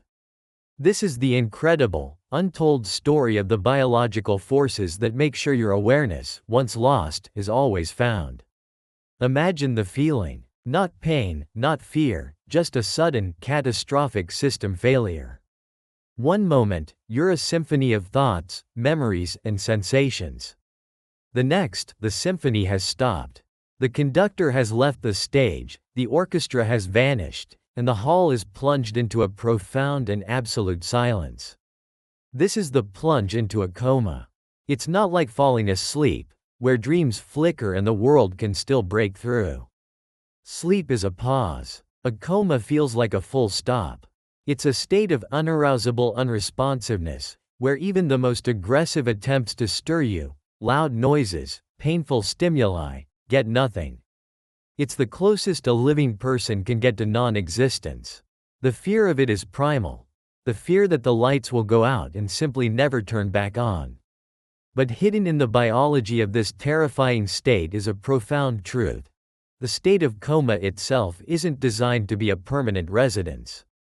It's a temporary fortress, a desperate survival strategy. And your brain, even when catastrophically damaged, is equipped with a recovery mechanism so robust, so redundant, and so relentless that it almost always finds a way to start the journey back. The blackout, demystifying the darkness. Before we can understand the comeback, we had to understand the fall. What exactly is a coma? Our culture is filled with misconceptions, painting it as a long, peaceful sleep where someone might dramatically awaken at any moment, ready to pick up right where they left off. The reality is far more complex and, honestly, way more interesting. A coma is not sleep. During sleep, your brain is surprisingly active, cycling through predictable stages, consolidating memories, and clearing out waste. You can be woken up. A comatose brain, on the other hand, shows a massive reduction in metabolic activity. It's like a city that's gone from a vibrant hum to a near-total power outage, with only essential emergency lights flickering in the distance. The brain is suppressed far beyond the deepest stage of sleep. So, what causes this blackout? A coma is always the result of a major insult to the brain. This could be a traumatic brain injury from an accident, a stroke that starves part of the brain of oxygen, a severe infection like encephalitis, or a tumor putting pressure on critical areas. All these events trigger a cascade of secondary injuries: inflammation, swelling inside the rigid skull, and a flood of toxic chemicals from dying neurons. In the face of this overwhelming crisis, the brain does something drastic: it shuts down. This isn't a passive failure, it's an active protective measure.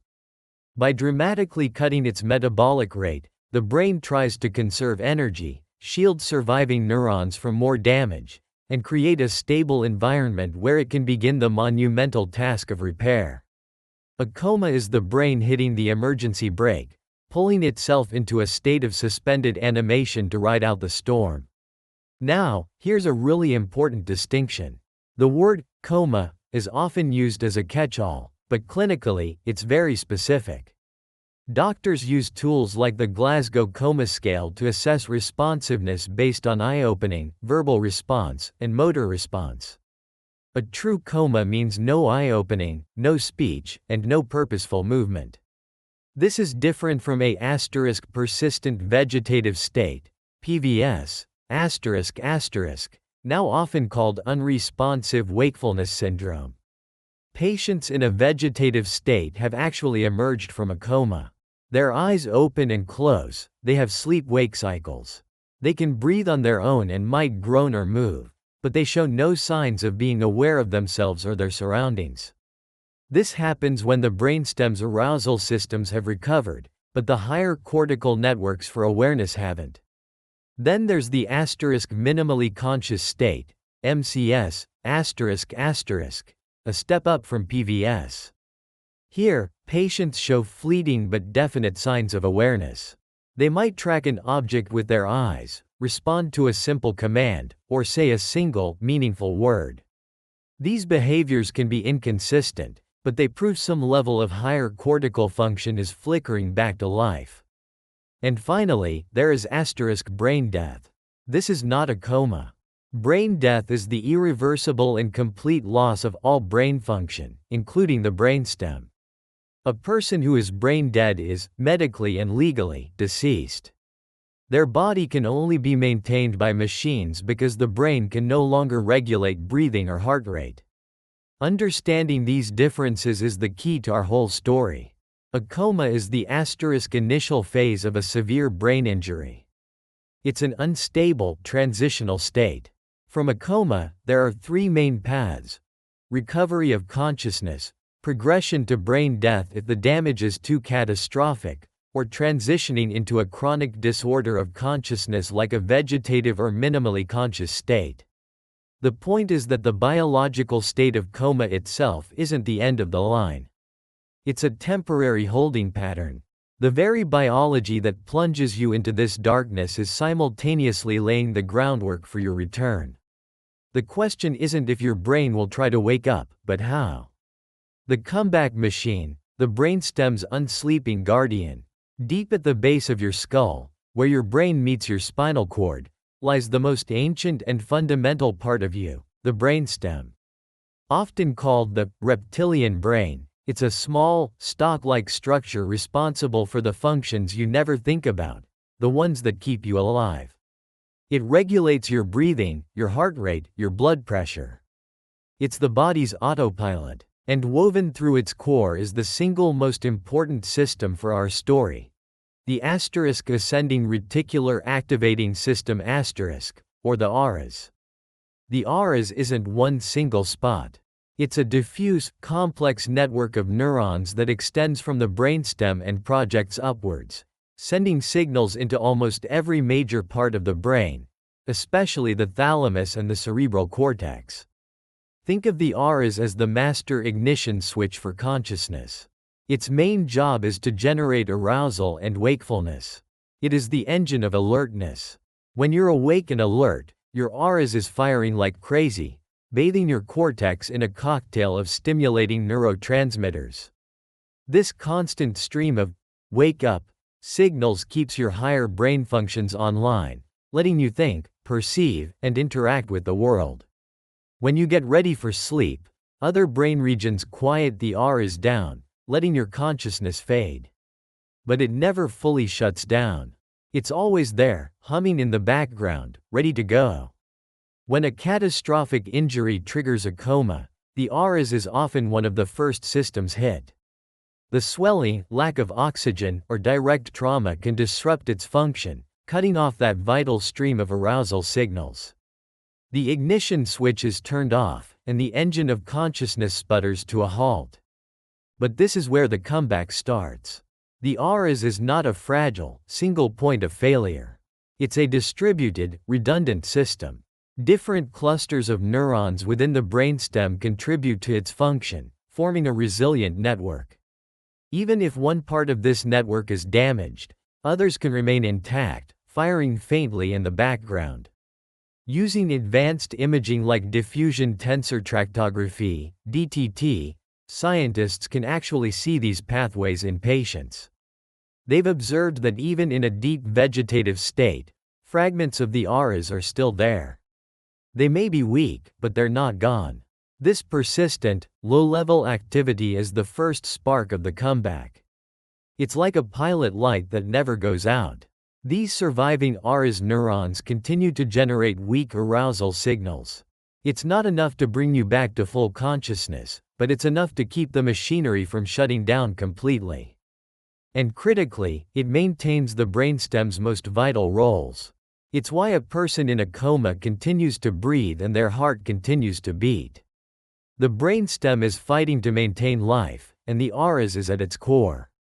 As the initial crisis in the brain begins to subside, as swelling goes down and the chemical storm calms, the pressure on the iris lessens.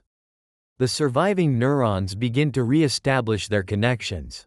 This is a key part of what scientists call neuroplasticity, the brain's amazing ability to reorganize and heal itself. Research shows that in patients who recover consciousness, the structural integrity of their iris pathways improves over time. Scans taken weeks or months apart show these nerve tracts becoming thicker and more robust as the patient moves from a vegetative state to a minimally conscious state, and then to full awareness. The iris isn't just passively waiting, it's actively participating in its own recovery. This is the foundational layer of your brain's comeback mechanism. The iris is the unsleeping guardian. It's designed for resilience, built with redundancy, and capable of remarkable self-repair. Severe damage can silence it for a while, but its distributed nature makes total, permanent destruction incredibly rare as long as the brainstem itself survives. Its stubborn fight to generate arousal is the non-negotiable first step on the long road back to the light. The comeback machine, the thalamic gatekeeper, and the cortical conversation. If the iris is the ignition switch providing the raw power for consciousness, that power still needs to be directed. Being awake isn't the same as being aware. You can be awake but not aware, like we see in a vegetative state. To have a conscious experience, to see a face, hear a name, feel an emotion, that raw arousal signal from the brainstem must be integrated with the incredible processing power of the cerebral cortex, the wrinkled, outer layer of the brain where higher thought happens. The crucial bridge between them is a structure nestled deep in the center of your brain, the thalamus. The thalamus acts as the brain's central relay station or gatekeeper. Nearly all sensory information passes through the thalamus before being routed to the cortex. But it's not just a passive switchboard. The thalamus actively filters this information, deciding what's important enough to bring to your conscious attention. More importantly, it doesn't just send signals to the cortex, it's in a constant, high-speed conversation with it. This conversation happens through what are known as thalamo-cortical loops. These are massive feedback highways where signals rocket from the thalamus to the cortex and back again, hundreds of times per second. This rapid, re-entrant signaling is what binds all the separate pieces of information into a single, unified experience of reality. This is the biological basis of awareness. Think of an orchestra. The RS provides the energy, telling the players to get ready. The cortex is the orchestra itself. And the thalamus is the conductor, pointing to the strings, then the woodwinds, then the brass, weaving their individual notes into a seamless symphony. When you fall into a coma, this symphony collapses. The injury disrupts the thalamo-cortical loops. The conductor loses control. In states of deep unconsciousness, EEG scans show that these loops slow to a crawl, and the brainwaves become large and slow, indicating the thalamus and cortex are no longer having a meaningful conversation. However, just like the auras, this system isn't designed to stay broken. The underlying circuitry is still there, waiting for the right signal to ramp back up. And here is where the comeback really gets going. As the auras slowly increases its arousal signals to the thalamus, the conductor starts to stir. The thalamus, in turn, begins sending tentative signals back up to the cortex. This is the critical moment where neuroplasticity, the brain's ability to form new neural connections, begins to work on a larger scale.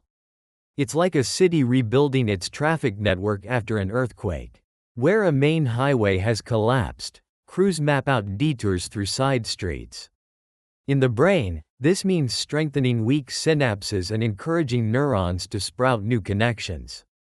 Functional brain imaging has given us an incredible window into this process.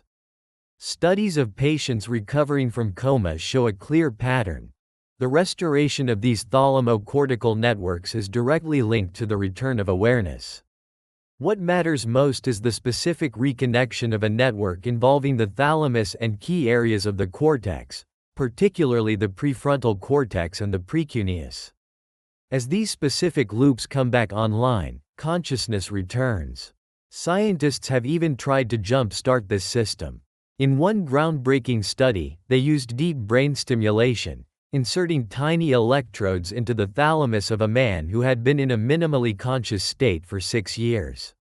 By sending small electrical pulses into his thalamus, they were able to manually restart the conversation between the thalamus and the cortex.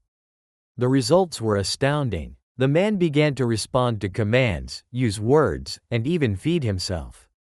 While still experimental, it proves the principle. The hardware for consciousness is still there, even after years of disuse, waiting for the right input to reboot. This is why waking from a coma is almost never like flipping a switch. Patients describe it as a slow, confusing return, with islands of awareness that gradually connect. It's the subjective experience of the thalamo-cortical loops struggling to synchronize, of the orchestra members slowly finding their rhythm again. The comeback machine, the master clock and the drive for balance. While the auras provides the spark and the thalamo-cortical loops build the fire, there's another subtle system working relentlessly in the background. It's a force that tethers your biology to the world itself, your circadian clock.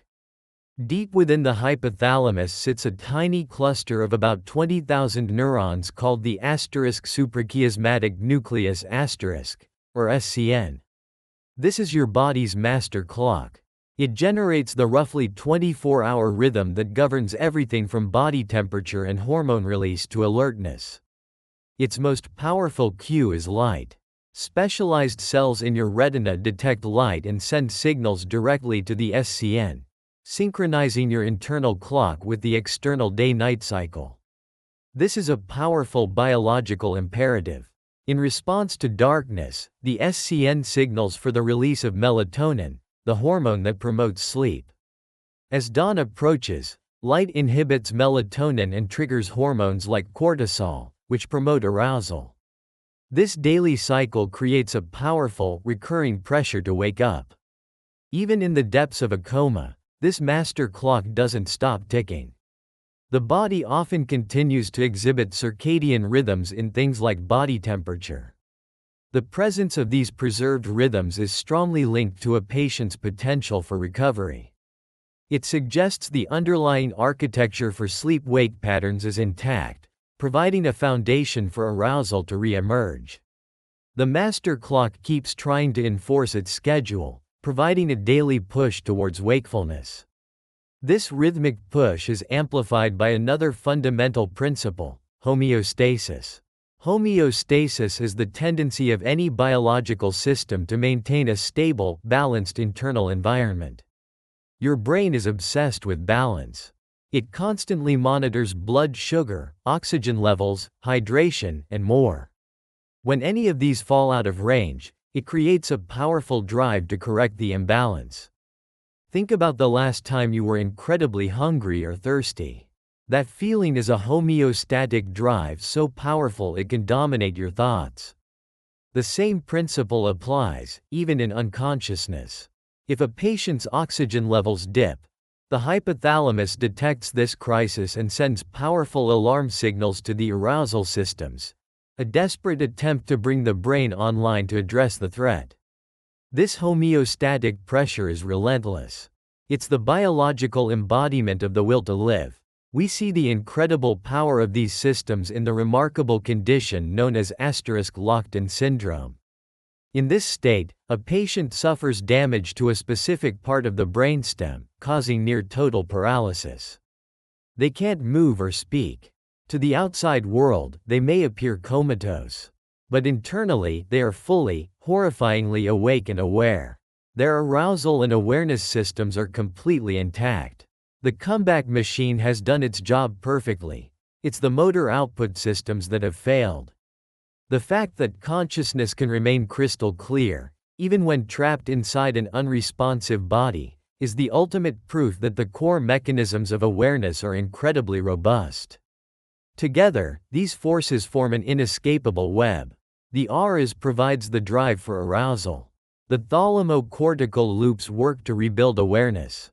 And on top of it all, the circadian clock and homeostatic pressures provide a constant, rhythmic demand to return to the conscious world. Your brain doesn't just want to wake up, it's being relentlessly pushed, pulled, and shocked into doing so from every possible angle. Waking up, the slow dawn. The journey out of a coma is rarely a single, cinematic moment. For most, the return to consciousness is a slow, bewildering, and profoundly disorienting process. It's not a dawn that breaks, but a thick fog that slowly, painstakingly, begins to thin. The experience, pieced together from countless patient accounts, is a direct reflection of the biological comeback machine reassembling itself. One survivor, Judith, who spent 6 weeks in a coma, described the waking process as a walk through hell. She was waking into a world that made no sense, a chaotic swirl of meaningless sensation. Another survivor recalled waking up to what he thought was a blinding white light and a cacophony of sounds. As he slowly regained more awareness, the light resolved into the fluorescent bulbs of his hospital room, and the sounds became the beeping of machines. This sensory confusion is the hallmark of the initial stages of waking. The brain is being flooded with raw sensory data, light, sound, touch, but it can't yet assemble it into a coherent reality. Many patients report incredibly vivid, often terrifying, dreams or hallucinations during this period.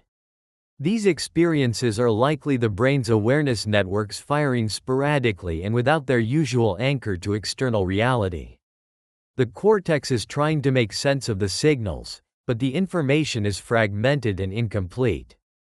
Gradually, as neuroplasticity does its work and the thalamo-cortical conversation becomes more stable, moments of true connection begin to break through. This is the transition from a vegetative state to a minimally conscious state. A patient might briefly track a movement with their eyes.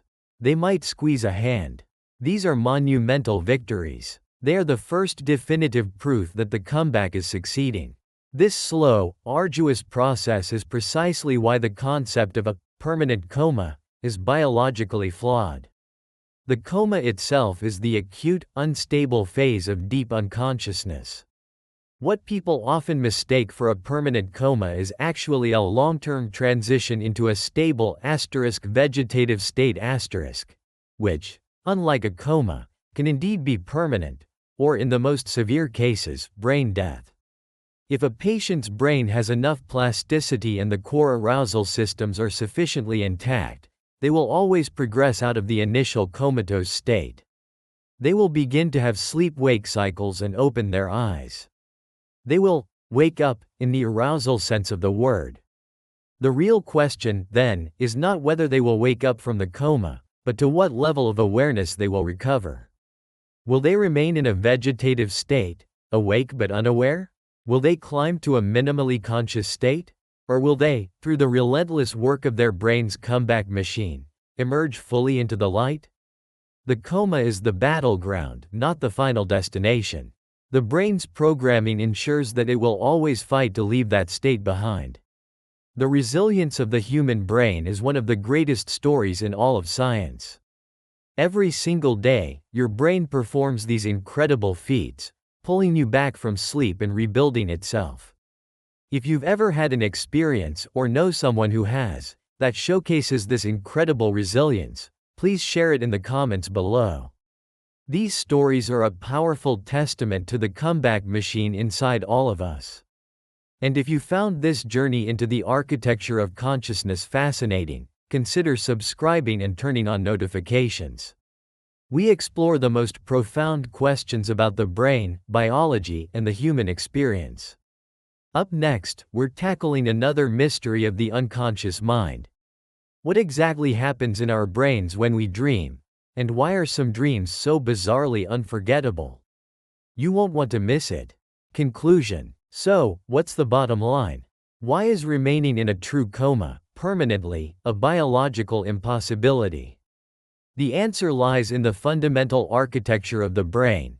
An architecture built not for failure, but for relentless survival. A true coma is an acute, temporary state of crisis management. It's a biological bunker, not a final resting place. The term, permanent coma, is a contradiction because the forces that govern consciousness are designed to push up. There's the tireless work of the ascending reticular activating system the brainstem's guardian that is incredibly difficult to extinguish completely. There's the intricate dance of the thalamo-cortical loops which leverage the brain's amazing ability to repair and reroute broken connections. And there's the constant, underlying pressure from the circadian clock and our basic homeostatic drives creating a non-stop demand to wake up and restore balance. These systems are a deeply integrated, multi-layered comeback machine. The very nature of a coma is to be a transitional state that the brain is biologically programmed to escape. Now, that escape may not always lead to a full recovery. The damage may be so severe that the journey ends in a vegetative state, awake, but without awareness. Or the initial injury may be so catastrophic that it leads to brain death. But the coma itself is not the destination. The brain's fight to regain consciousness is one of the most profound dramas in nature. It tells us that awareness is not a fragile flame, easily snuffed out. It's a roaring fire that, even when reduced to embers, is hardwired to reignite. The next time you wake up in the morning, pulling yourself from the depths of sleep back into the vibrant world of thought, take a moment. Appreciate the silent, magnificent machinery that just accomplished that feat. It is the same machinery that, in the face of the ultimate darkness, fights tirelessly to ensure that you are biologically programmed to always begin the journey home. The tiny brain clock that secretly runs your life. Within nearly every living being, there is a rhythm, a quiet, repeating pattern that aligns physiology with the turning of the planet. It is a biological metronome, ticking away silently, governing when we feel focused and when a fog of fatigue settles in. One might feel a struggle to rise on a Tuesday, yet feel fully alert at 2 in the morning on a Saturday. An inexplicable wall of exhaustion can arrive around 3 in the afternoon, as if by appointment. It is tempting to attribute this to diet, to stress, or simply to a poor night of sleep. But what if the source is something more fundamental? What if there is a silent conductor, deep inside the brain, coordinating the very rhythm of our existence? This is a journey toward that conductor. A tiny clock, no larger than a grain of rice, that makes decisions about your energy and awareness before you do. By understanding this hidden metronome, it may be possible to synchronize our lives with our own biology, not for the sake of peak performance, but for a quiet sense of well-being that can feel lost in the modern world. Welcome to the Sleepy Scientist. If this kind of calm exploration into our own biology helps you unwind, consider liking the video and subscribing to the channel. And wherever you are right now, whether in a brightly lit city, a quiet town, or somewhere in between, feel free to share where you're watching or listening from. The invisible puppeteer. Our lives out of sync. The structure of modern life often creates a quiet dissonance with this internal timing.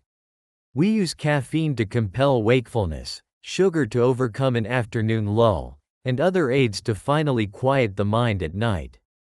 We have grown adept at overriding our body's natural signals, but this comes at a cost. The feeling of being at odds with oneself is not imagined, it is a biological reality. It is observable in how some people are morning people, rising with ease at dawn, while others are night owls, who find their creative focus as the rest of the world prepares for sleep. This is not a question of willpower. It is a reflection of one's chronotype, an innate, genetically determined preference for sleep and wake times. To ask a night owl to live on a morning person's schedule is a constant, subtle struggle against their own physiology. This struggle gives rise to a phenomenon scientists call social jet lag. It emerges from the mismatch between the body's internal clock and the social clock, the schedule required by work, school, or other obligations. One might adhere to a strict 6 a.m. wake-up time during the week, only to revert to a natural rhythm on weekends by sleeping in until 10 or 11 a.m. That 4-hour difference is akin to flying across several time zones every Friday evening and flying back every Sunday. The effects extend beyond Monday morning grogginess. Studies have associated each hour of social jet lag with a notable increase in the likelihood of developing heart disease. It is also linked to poorer mood, persistent fatigue, and a higher risk for metabolic disorders. When a sleep schedule is irregular, the body is not just tired, its entire physiological system is placed under a kind of chronic stress. This misalignment can disrupt hormonal balance, glucose metabolism, and lead to low-grade, long-term inflammation. Then there is the near-universal experience of the afternoon slump.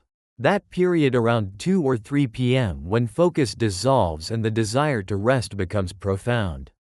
For a long time, this was explained by a heavy lunch or simple tiredness. The truth is that this dip in alertness is a pre-programmed feature of the internal clock. Resisting it is like trying to hold back a tide. We have become a society that often ignores its own internal rhythms. We eat late into the night, stare at bright screens until the moment we attempt to sleep, and adopt schedules that contradict our biology. The result is a state of chronic circadian disruption. In the short term, it appears as fatigue and fluctuating moods. Over the long term, this desynchronization may contribute to many of the chronic health conditions that define our time. The problem is clear. We are living lives that are fundamentally out of sync with an ancient clock inside our brains. The solution begins by meeting the conductor of it all. Meet your master clock, the suprachiasmatic nucleus.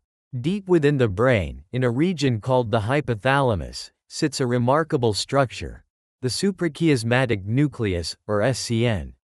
It is a tiny, dense cluster of around 20,000 neurons that functions as the master circadian pacemaker for the entire body. It is the conductor of a vast orchestra.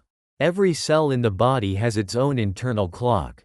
The liver, the pancreas, the muscles, they all have a preferred time for activity and for rest. Without a conductor, their rhythms would be chaotic. The SCN is that conductor, synchronizing these peripheral clocks to ensure every biological process occurs in harmony.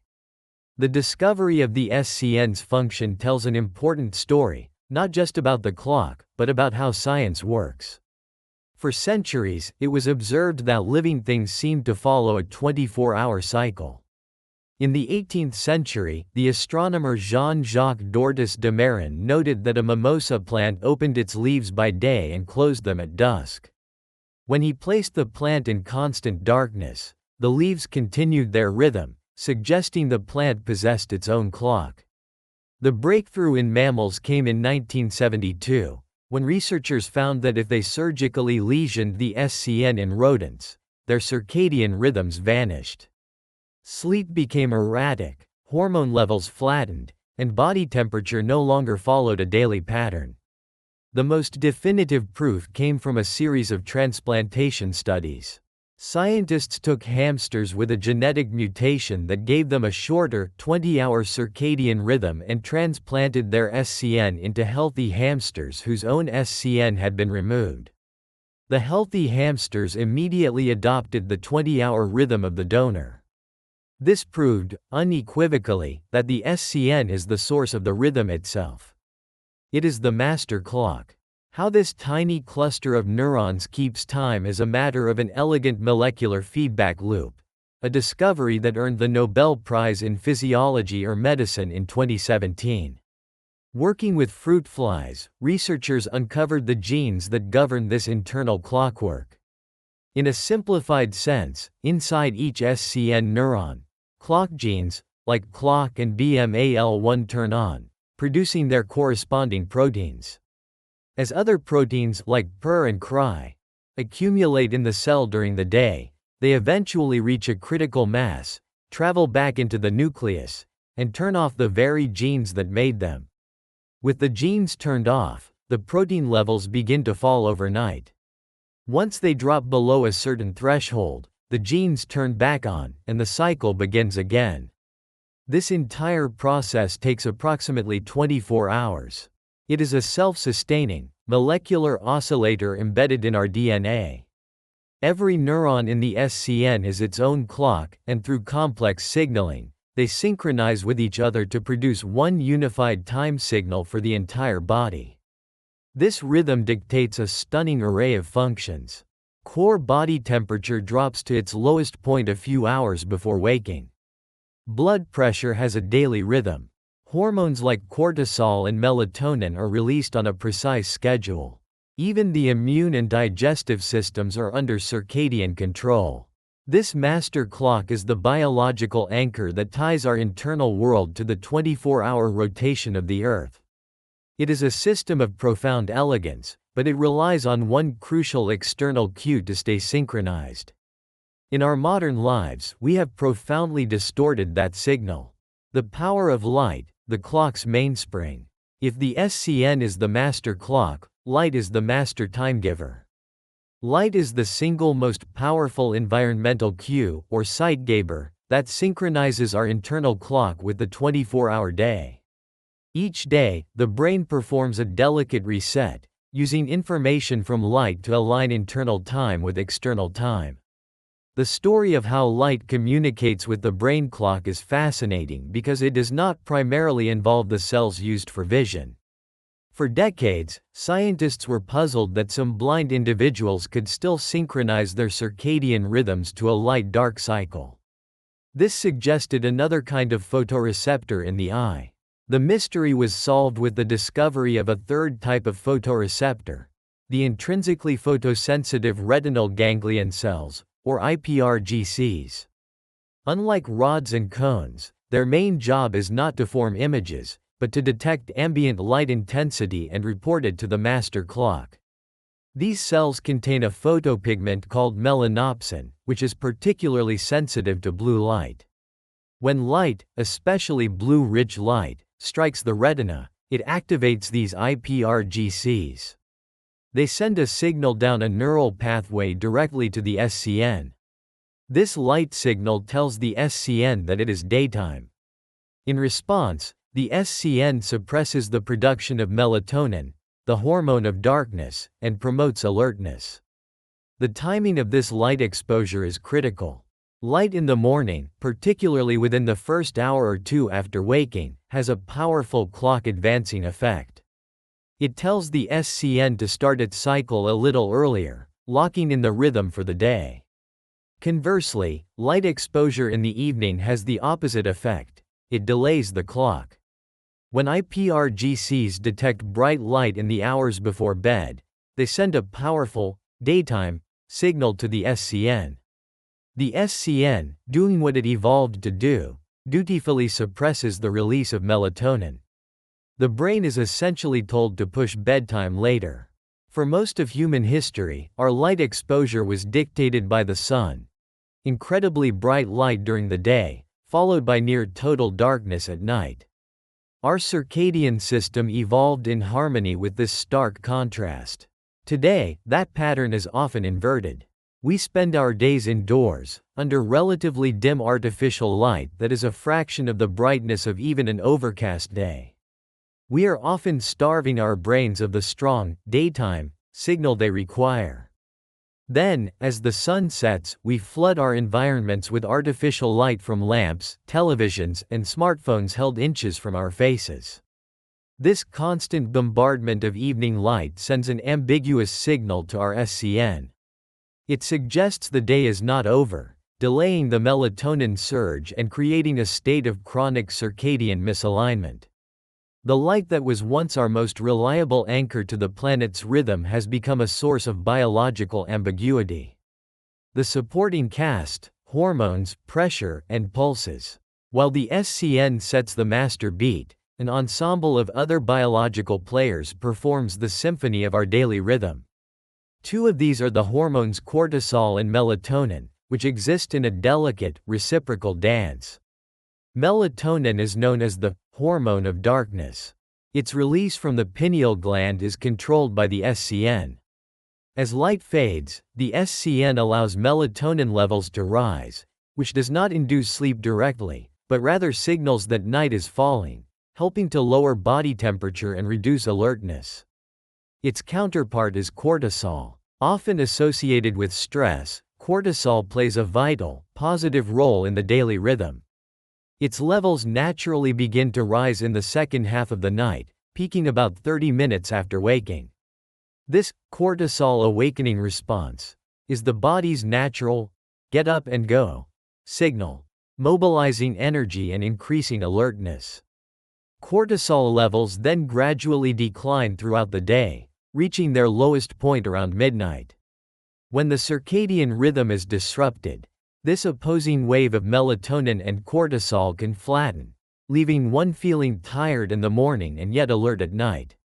Next is a concept central to sleepiness: sleep pressure, which is driven by a molecule called adenosine.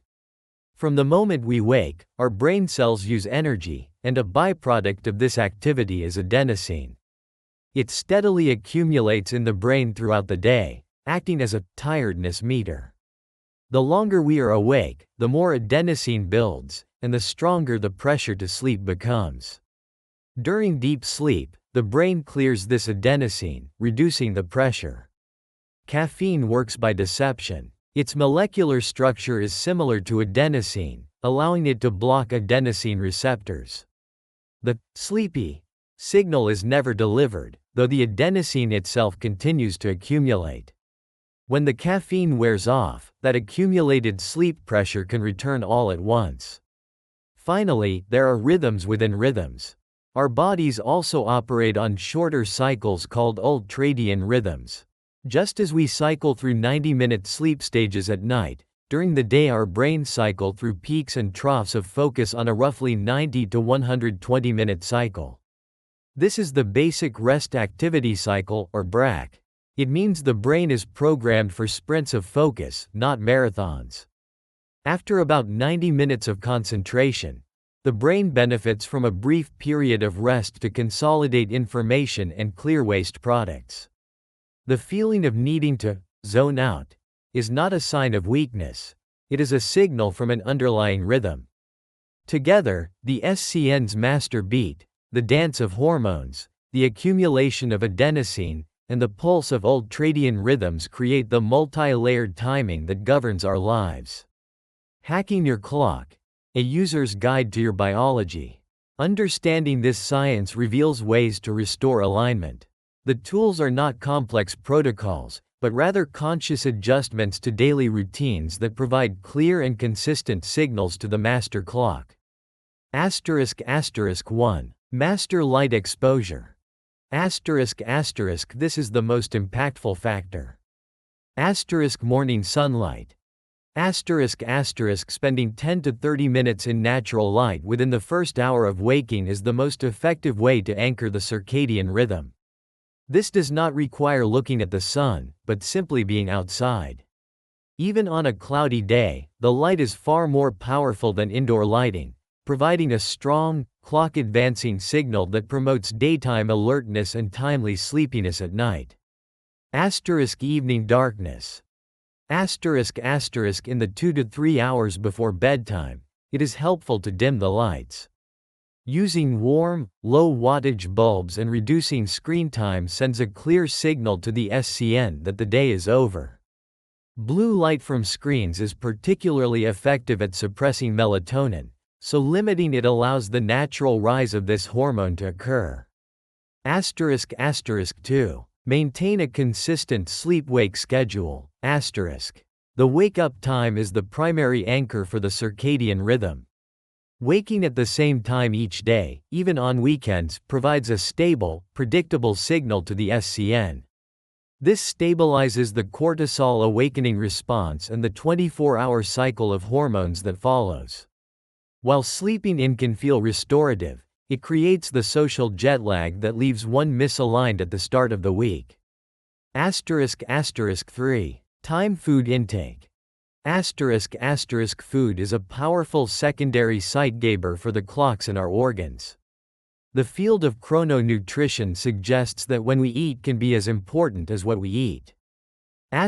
Confining eating to a consistent 8 to 10 hour window each day gives the digestive system a long, predictable period of rest. The body is metabolically primed to process food earlier in the day. Eating larger meals earlier and a smaller meal in the evening can improve metabolic health.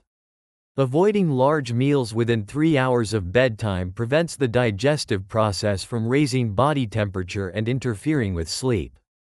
*4. Time exercise. Exercise is another potent cue for the clock. Morning exercise can reinforce the clock's alerting signals and help lock in the wake-up time.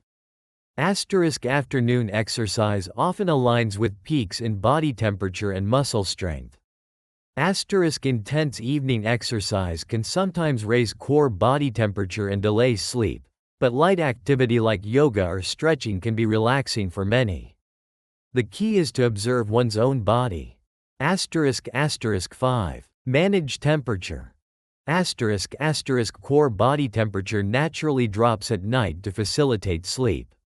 This can be encouraged. A warm bath or shower 90 minutes before bed draws blood to the skin's surface.